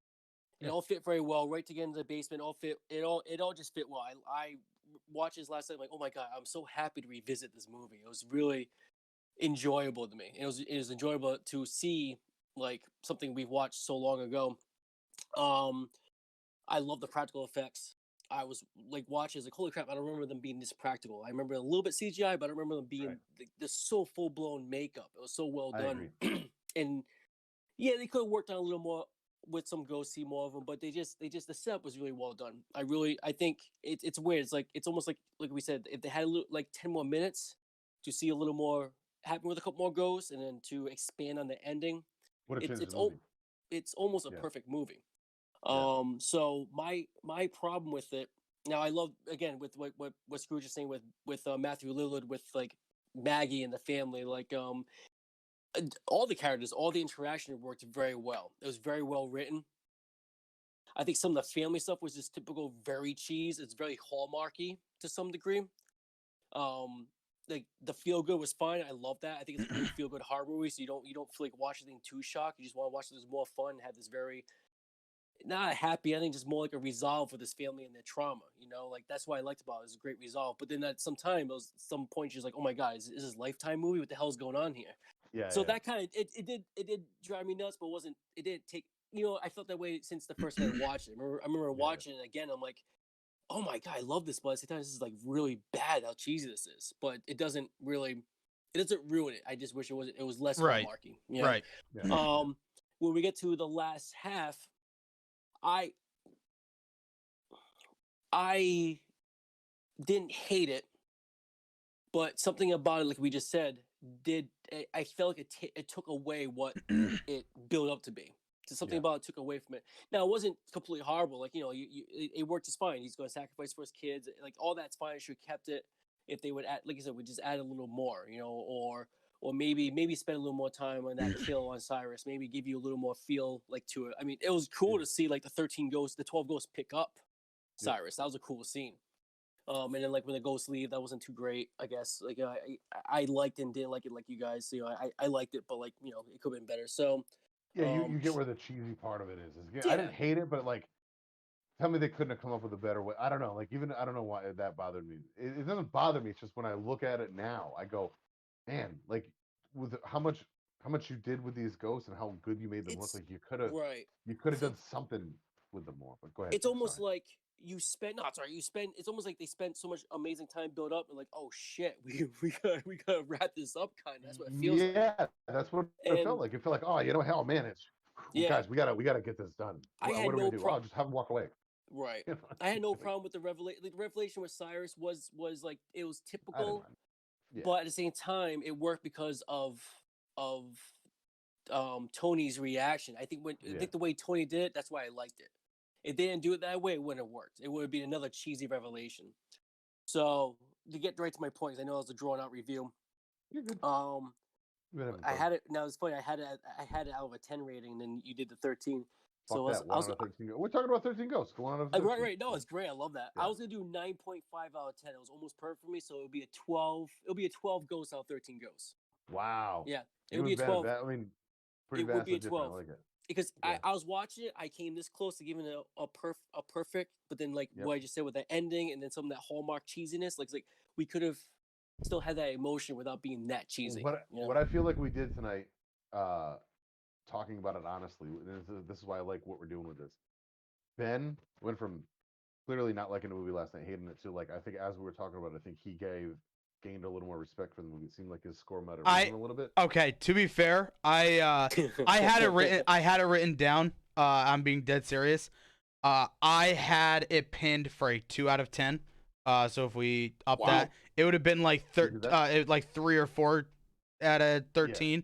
And I was fair because there were some things I liked, like there were some really good spots in it. It's just the last pretty much the last half kind of ruined it for me.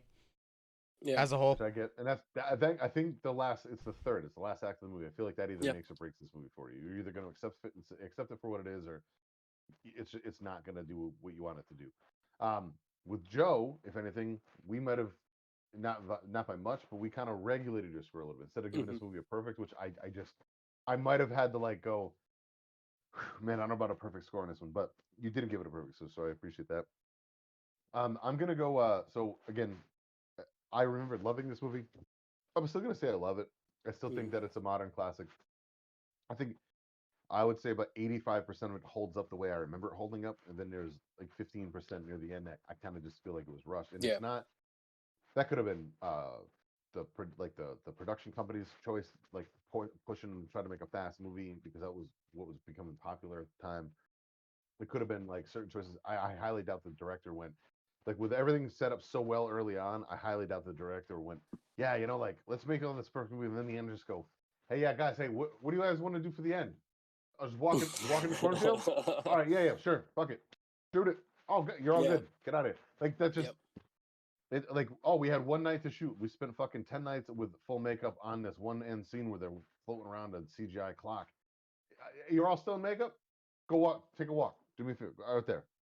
It's the end of the movie. We'll be all right. Like that, it just doesn't fit. Like it doesn't feel like with how grandiose like the house is and how grandiose the to go with you saying because of how creative the whole entire movie was. That's what right. I was gonna say. Yeah. And somebody just said too, it peaked way too quick. I agree. The movie peaked. Very nice. And I feel like they kind of like they blew their load on like the fucking the middle of the movie, and then like dip down and then hit you one more quick spike like of adrenaline, and then all of a sudden like the end happens, and you're like, like the whole like right around when Cyrus comes back, that's right around when the movie kind of drops for me. That whole end scene is kind of where it gets wishy-washy because I feel like it feels rushed. It just feels like, oh, all of a sudden the kids rise out of the ground, and all of a sudden they're around a spinning clock thing, and oh, here's all 12 ghosts standing around in a circle, and here's like it just it. Sometimes rapid fire can hurt a product, right? So the fucking blistering fast pace of the editing and the choppy and the quick and everything that happens, which is most movies today, really. Nowadays, yeah. You just I feel like if you don't have a fleshed out ending, it could, unfortunately could hamper it a little bit. So what was in my brain going into this, going, oh, this might be my first 10 or 13 or whatever we end up scoring it. As I'm watching it last night, I'm like, I'm gonna have to knock it down and bring it back down to like earth a little bit because it just, maybe I'm nitpicking it, but it's still, I still would recommend this to anybody. I would still recommend this movie as a gateway movie for sure. It's the last act, and I know that not everybody's as picky as I might be. Like I'm a movie, like I'm a lover of movies, whether I know them all or not. Once I get into them, just like music, like I'm a lover of music. I don't know every band, but the bands I know, I fucking love. Like I guarantee you, like there are people that love more Metallica than me, but I love Metallica more than you. Like I can tell you that much. Like you might love fucking the shitty like Whiskey in the Jarro and all that bullshit. But I'm telling you right now, I guarantee you, I'll fucking fist fight you over the like Ride the Lightnings, because like Ride the Lightning rather. Like I love the first 4, and in my opinion, or actually first 5, I'll give it, because I actually prefer Black over Injustice for All. Hot take. Oh, me too. Oh, thank God. I think it's way better. Thank God somebody just said that. I think Black fucking does. And honestly, Black is so good. I'm gonna get so much heat in the metal community for this. But I actually even think fucking Reload is. I will listen to Reload and Load over fucking Injustice for All day long too. I thought you were about to say over Master of Puppets. It's like, yeah, I hate the mix on that. Album. It's hard to listen to. Now, I adore fucking. I'm boring. I love Master of Puppets. Master of Puppets. Yeah, but that's like that's the easy one. But me for like, dude, Battery. Battery is. A lot of people will tell you Injustice for All or fucking Ride the Lightning are their best albums. No way. No way with Master. Nope. Same with Pantera. It's my favorite band. Everybody in the world will tell you Vulgar's their best album. Get the fuck out of here. Fucking, you're fucking crazy. Anyways, that doesn't matter. We're not talking about metal right now. Far Beyond Driven, baby. Far Beyond Driven is the best album, hands down. Anyways. I might go Great Southern Trendkiller. I think it changed after all these years. You're up there. It's risen its stock in my life for that. That's for sure. All right, so I'm gonna go. What we're doing 1 out of 1 out of 13, baby. I'm gonna go 9 out of 13. Wow. I'm gonna go 9. I was thinking, because 1 out of 10, I was thinking more like a 7.5 or an 8. I'm gonna go 9, only because it's not bad, not perfect, not bad, still highly recommendable, still way above average. But I'm gonna go 9. I almost wanted to do a 9.5, but I don't want to be that guy to do decimal points yet. But so I'm gonna stick. I didn't want to either. That the way you said the 13. It just doesn't feel right. It just it feels right. I'm gonna go with a 9. That's again above average. It's better than normal, but I'll be honest, rewatching it now, the ending, with how fucking fast the editing is and how fast the story moves to just kind of end. I mean, this might be a theme so far. Like I had the same problem with Amityville, the original. I have that problem with a couple other movies too. So like, depending on what we watch next, who knows what's gonna happen, but I still love this movie. Would still recommend it. Again, if I rewatch it tomorrow, not tearing it apart, like with notes, I might put it back up to like a 10 or 11. Like, because in my brain, that's where my heart is. My heart is going, no, that's 9's too low. But if I'm being honest, it's wild because I was thinking about this watching this movie last night. I'm like, holy crap, we have a certain theme with, we talk about how we grew up with these movies.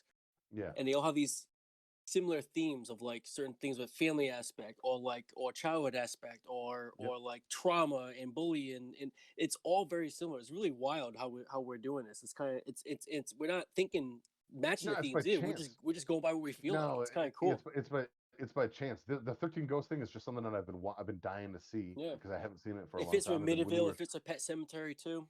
Yeah, and it was the oh, but it doesn't fit Army of Darkness, Joe. Kind of. Well, I'm fucking.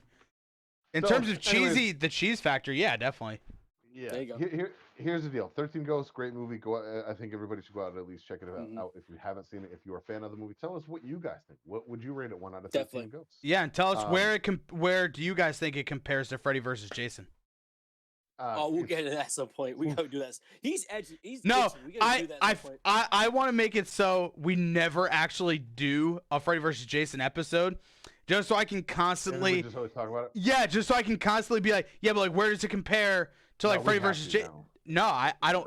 Other movies. I I'll- mean, if you I'll said be that about sick. other movies, like if you said that about like Halloween, I'd go, yeah, we can dangle that carrot in front of Joe all day long and never actually do it. It'd be hilarious. I don't want to do I don't want to do like a single, like just like the OG Halloween no, movie if- because everyone's done it. If we were gonna do any of the Halloweens, it would have to be some kind of retrospective on like all of them. or- Franchise, and then we should do Halloween. You know what Kills. we should do? You know what we actually? I just thought of an idea. You know Maybe what we with should? Freddy. I don't. Freddy versus Jason isn't. I mean, it is a standalone movie, but I feel like course it that is. needs to be like a gigantic episode comparing that with like something else. It So can't be by you know what we should do for Halloween? We should do like a little quiz show for Joe. See how much he really fucking knows about the Halloween franchise. It's true. Brilliant, man. Because I watch Oh. that more than any franchise now, more than I ever did in my life. I don't know what. You know what's funny about that movie? I on my other show, I talked about that movie one time like 3 years ago, and I used to fucking hate the first one. I thought it was Mhm. terrible. I don't know why. I just Nah, couldn't get man. into it. Then It's so finally, I was good. talked The into old school rewatching it, slow and it burn. holds It's up. very old school. Nah, but it's beautiful. It's like Yeah. I just didn't get it when I was growing up. I couldn't get into it. Now I look at it and I go, oh no, I get why everybody loves this. Dude, movie that now. score alone just fucking pulls you in, dog. Well, John Carpenter, everything Yeah. John Carpenter does is perfect. Like everything he does. I just You know watched those the skit from New epic York the other three day, and notes it's that the he first hits time on that in a piano. long time. It's like the same fucking keyboard thing that he uses, but the They Live soundtrack is amazing. Christine is amazing, like amazing. That's one of my Mhm. favorite movies ever. Did he do Event Don't talk Horizon? about a movie. No. No, who did? No, that was Paul Anderson. That was Paul W. Anderson. That was the same guy who did Mortal Kombat. That was holy shit. That was quick. I'm impressed. Oh, what you want to talk about fucking trivia? I might be a big dummy, but there's a lot I know about movies. This is where I shine. This is metal. I don't know why. I someday I'll figure out how to do something with it and make money on it. So here's what we got to do. This is the end. This is 2 hours. I thought we were going to be an hour and a half. We went way longer than what I thought we were going to because this movie, we went into some deeper discussions about it than I thought we were going to, like themes and things. So that's awesome. Real quick while we're live, and if we still have a couple people watching, let's quickly do some plugs just to get those out there. And then the very last part, should we do either one of you guys have any ideas for the next one or no? I Something to throw out there? I do. I'd like to think I do. I want to. I feel like, in my opinion, so we're a horror. This is a horror show, right? So we're supposed to. Last time I checked. We're supposed. I'm sorry. I'm scratching my under tit. So we're supposed to do something that would really invoke that fear. But I feel like for picks, we've been really fucking tame in terms of horror safe. picks. Oh, We've no, been yeah, we've been safe. way too safe, my dude. And I hate to use the term "my dude" or "my guy" or anything, but I feel like I'm okay with it. I feel like I got it right here.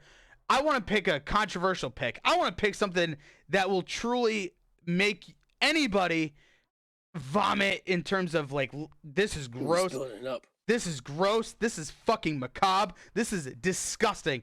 I pick August Underground. I don't know what that is. Look it up, motherfucker. You're all going to be disgusted once you're done seeing it. August Underground. The gauntlet has been laid, boys. August Underground. I've never even heard of it. Oh, boy. What year Here is we that? go. I don't fucking know. It's like it's a Come on, you hold picked on. the fucking thing. You don't know what year it is. Thank you, Josh. all right. Jesus I'm so these glad I'm not kids. the only one who can. 2000, Talk to 2000, this kid. 2001, baby. Oh, wow, I was thinking in 2001. 2001? Mm-hmm. All right. Mm-hmm. If I will say, I don't know if streaming services have it, so that's my suggestion. If there's a way to rent it or view it online, that is my suggestion. I guarantee you, it'll bother both of you in some capacity. Guarantee it.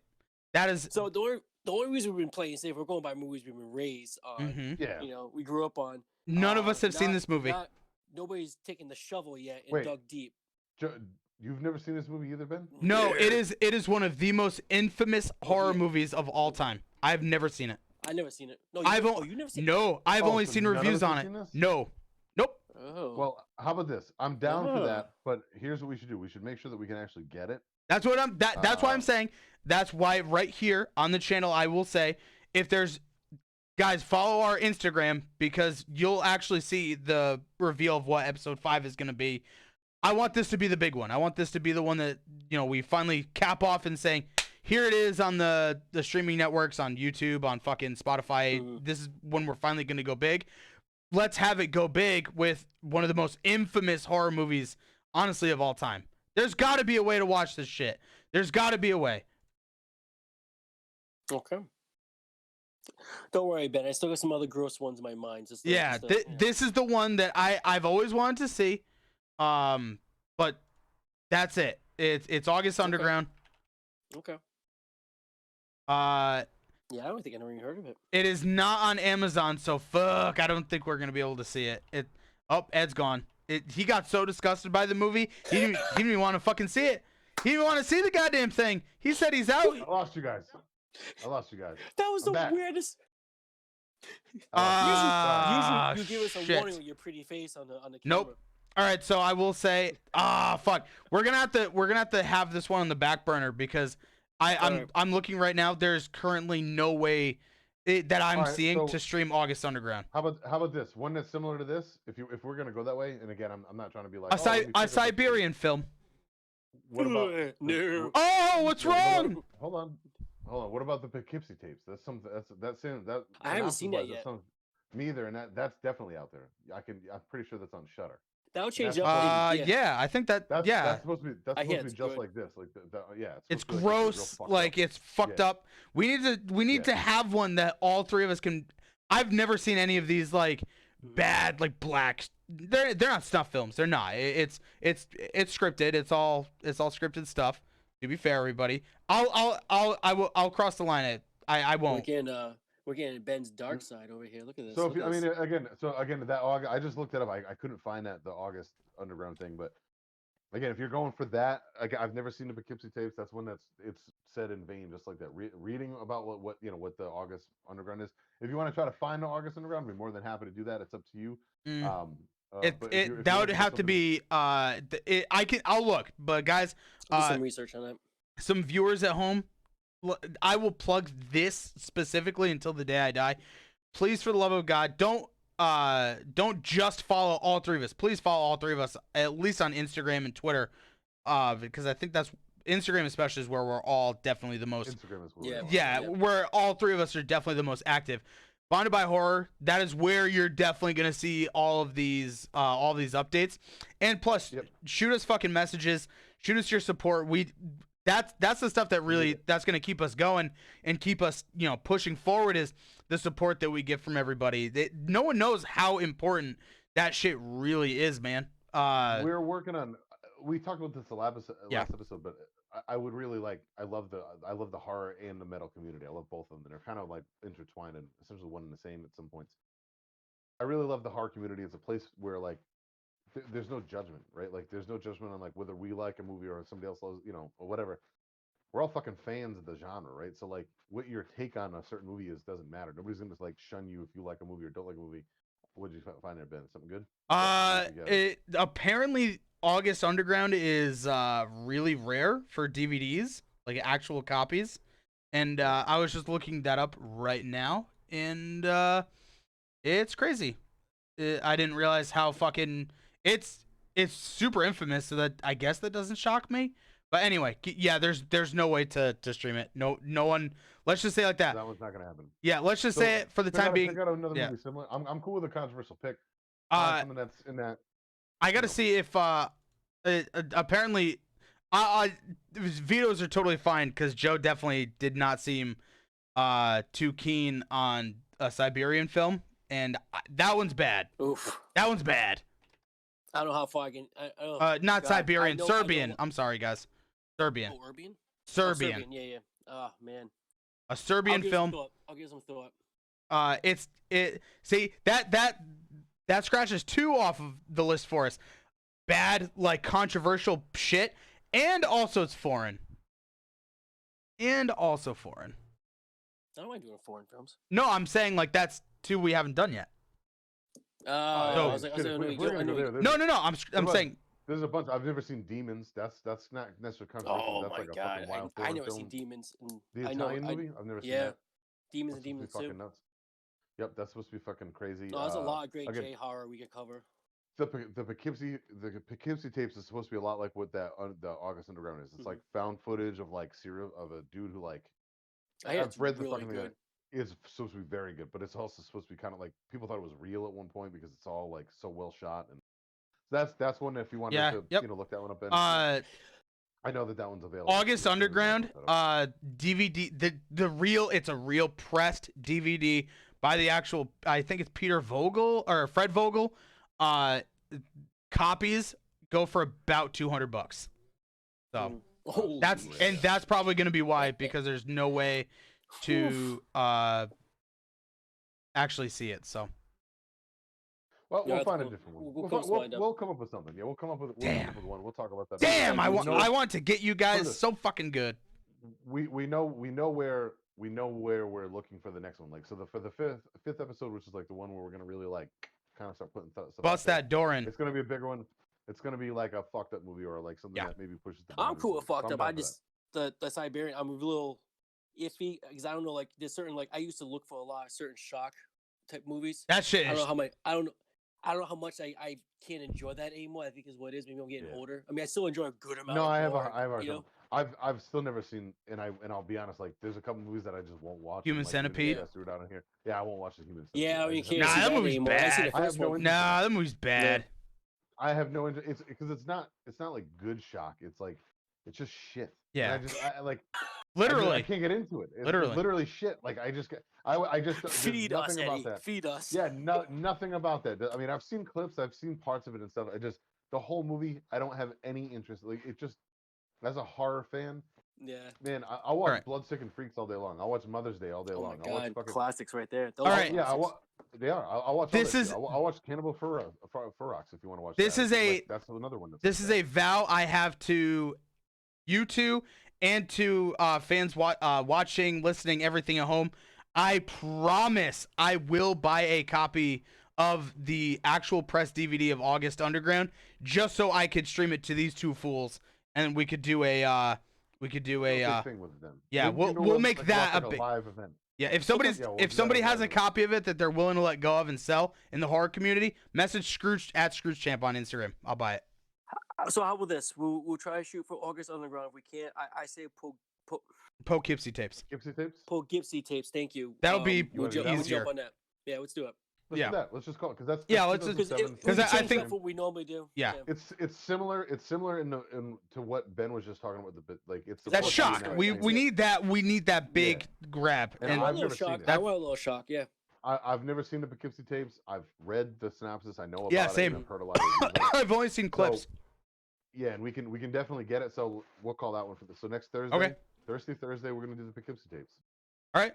That cool? Yep. And then this will, like I said, this will just be my stake. Like we'll have this be like a bit. Like Yeah, I'm good for next Thursday. as like a bit or whatever the fuck you want to cool with call that, it. Yeah, sounds good with me, dude. Cool. But yeah, in terms of plugs, guys, just for the love of God, if you like this show, if you're liking everything that we do, follow us at least on Instagram. There's me, Scrooge Champ, if Ed wants to go next with his thing. Yeah, I have Eddie Vegas or Eddie_Vegas is how you can find me at like my main page. Mm-hmm. It's pretty much just like pictures of me working out, a lot of gym stuff, a lot of pictures of like my family and things. Right. Like that. Our That's stuff cool. is going to be a lot I am- different than Yeah, I'm gonna be what wrestling. this I'm gonna is. be wrestling again as of Sunday, supposedly if the show happens. Yeah. So follow me there. I do wrestle, or I'm gonna be wrestling again. It's been about 2 years since I've been in the ring. That's gonna be interesting. Go follow Pumpalicious, which is my tag team. Excuse me. Bless you. Thank you. Having all, I spread it to you.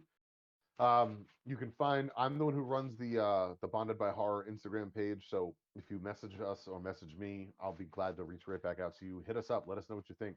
Give us some feedback, man. Tell us what you guys want us to review. Tell us if you'd be a part of, like if we set up a Discord page, like for a community, like would you be a part of that community and talk about stuff with us and give us some ideas?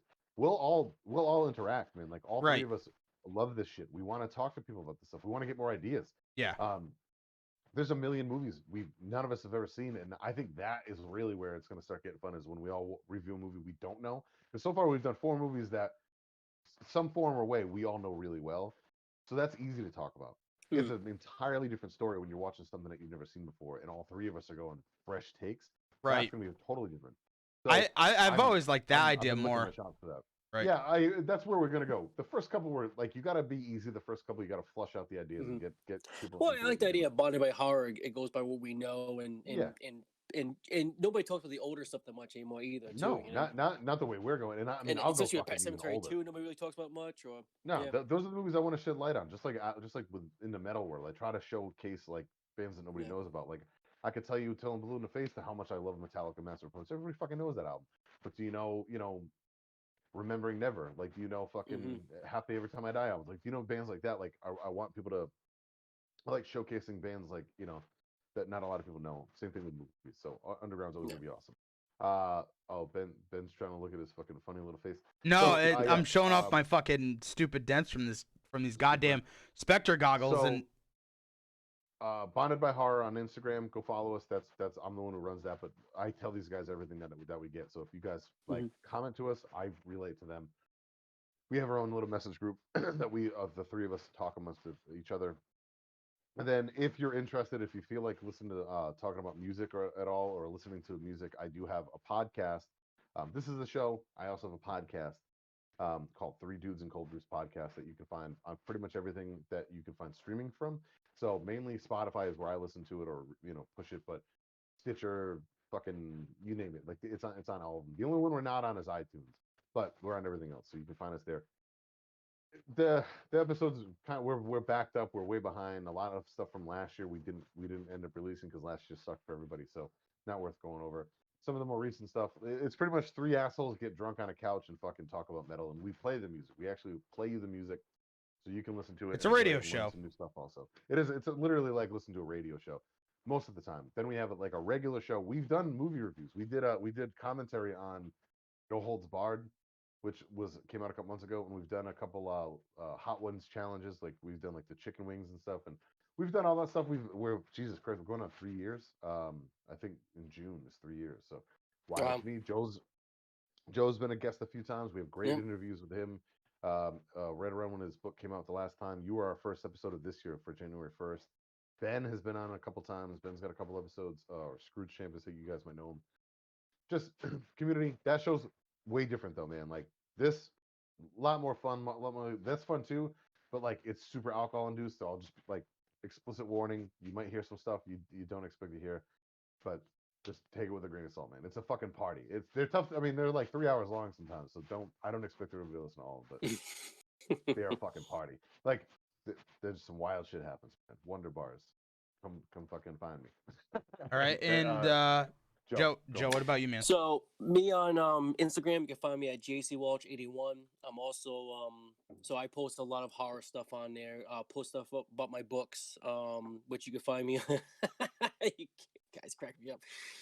You can find me on Amazon under JC Walsh. My releases Death Highway and Within the Abyss are on there. I'm also in the anthology coming up at the end of the month on May 28th. As the pre-orders are up, the anthology is called Dark Words. It's urban legends. Me and 12 other authors give some good scary stories.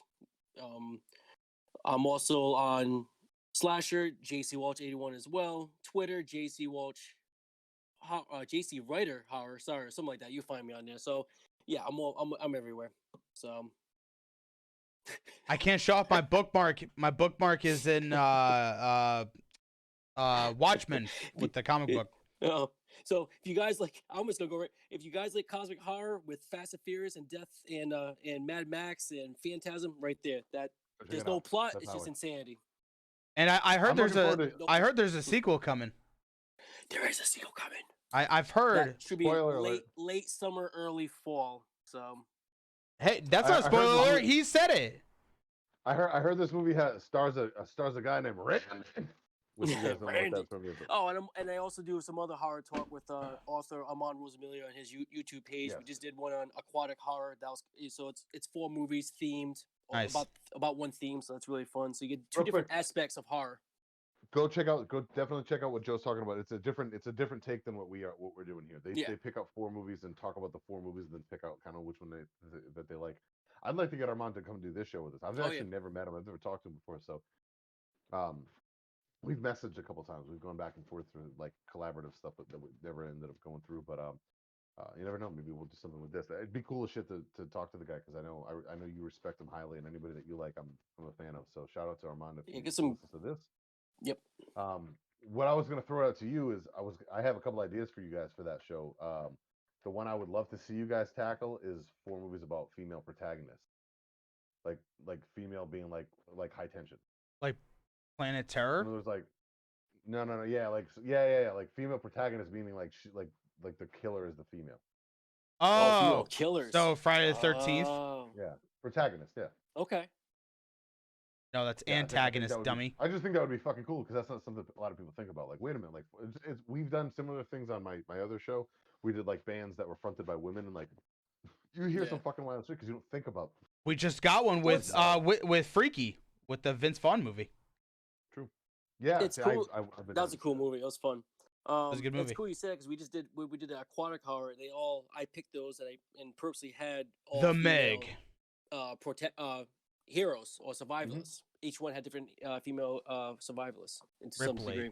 Yeah, wait, I might be saying it wrong. Protagonist is not the one who survives. You're saying you mean antagonist? You mean antagonist, okay. Like Species. Yeah. Protagonist is the one who is a good guy. Yeah. Off the bat. Okay, yeah. Oh, good. Sorry good. about that. Good. My bad. Woman lead. I'm on my 5th Cayman Jack, guys, so my brain is good most of the time. Yeah. So shout out to Joe. Go definitely check out his other stuff. He's got some stuff cooking. It just goes to show you, like with Ben with his Twitch stuff, with his video game stuff. I have my podcast and wrestling. Joe's got his writing, and now he's doing this other thing with Armand and a few other ideas in the work. A lot of creative outlets.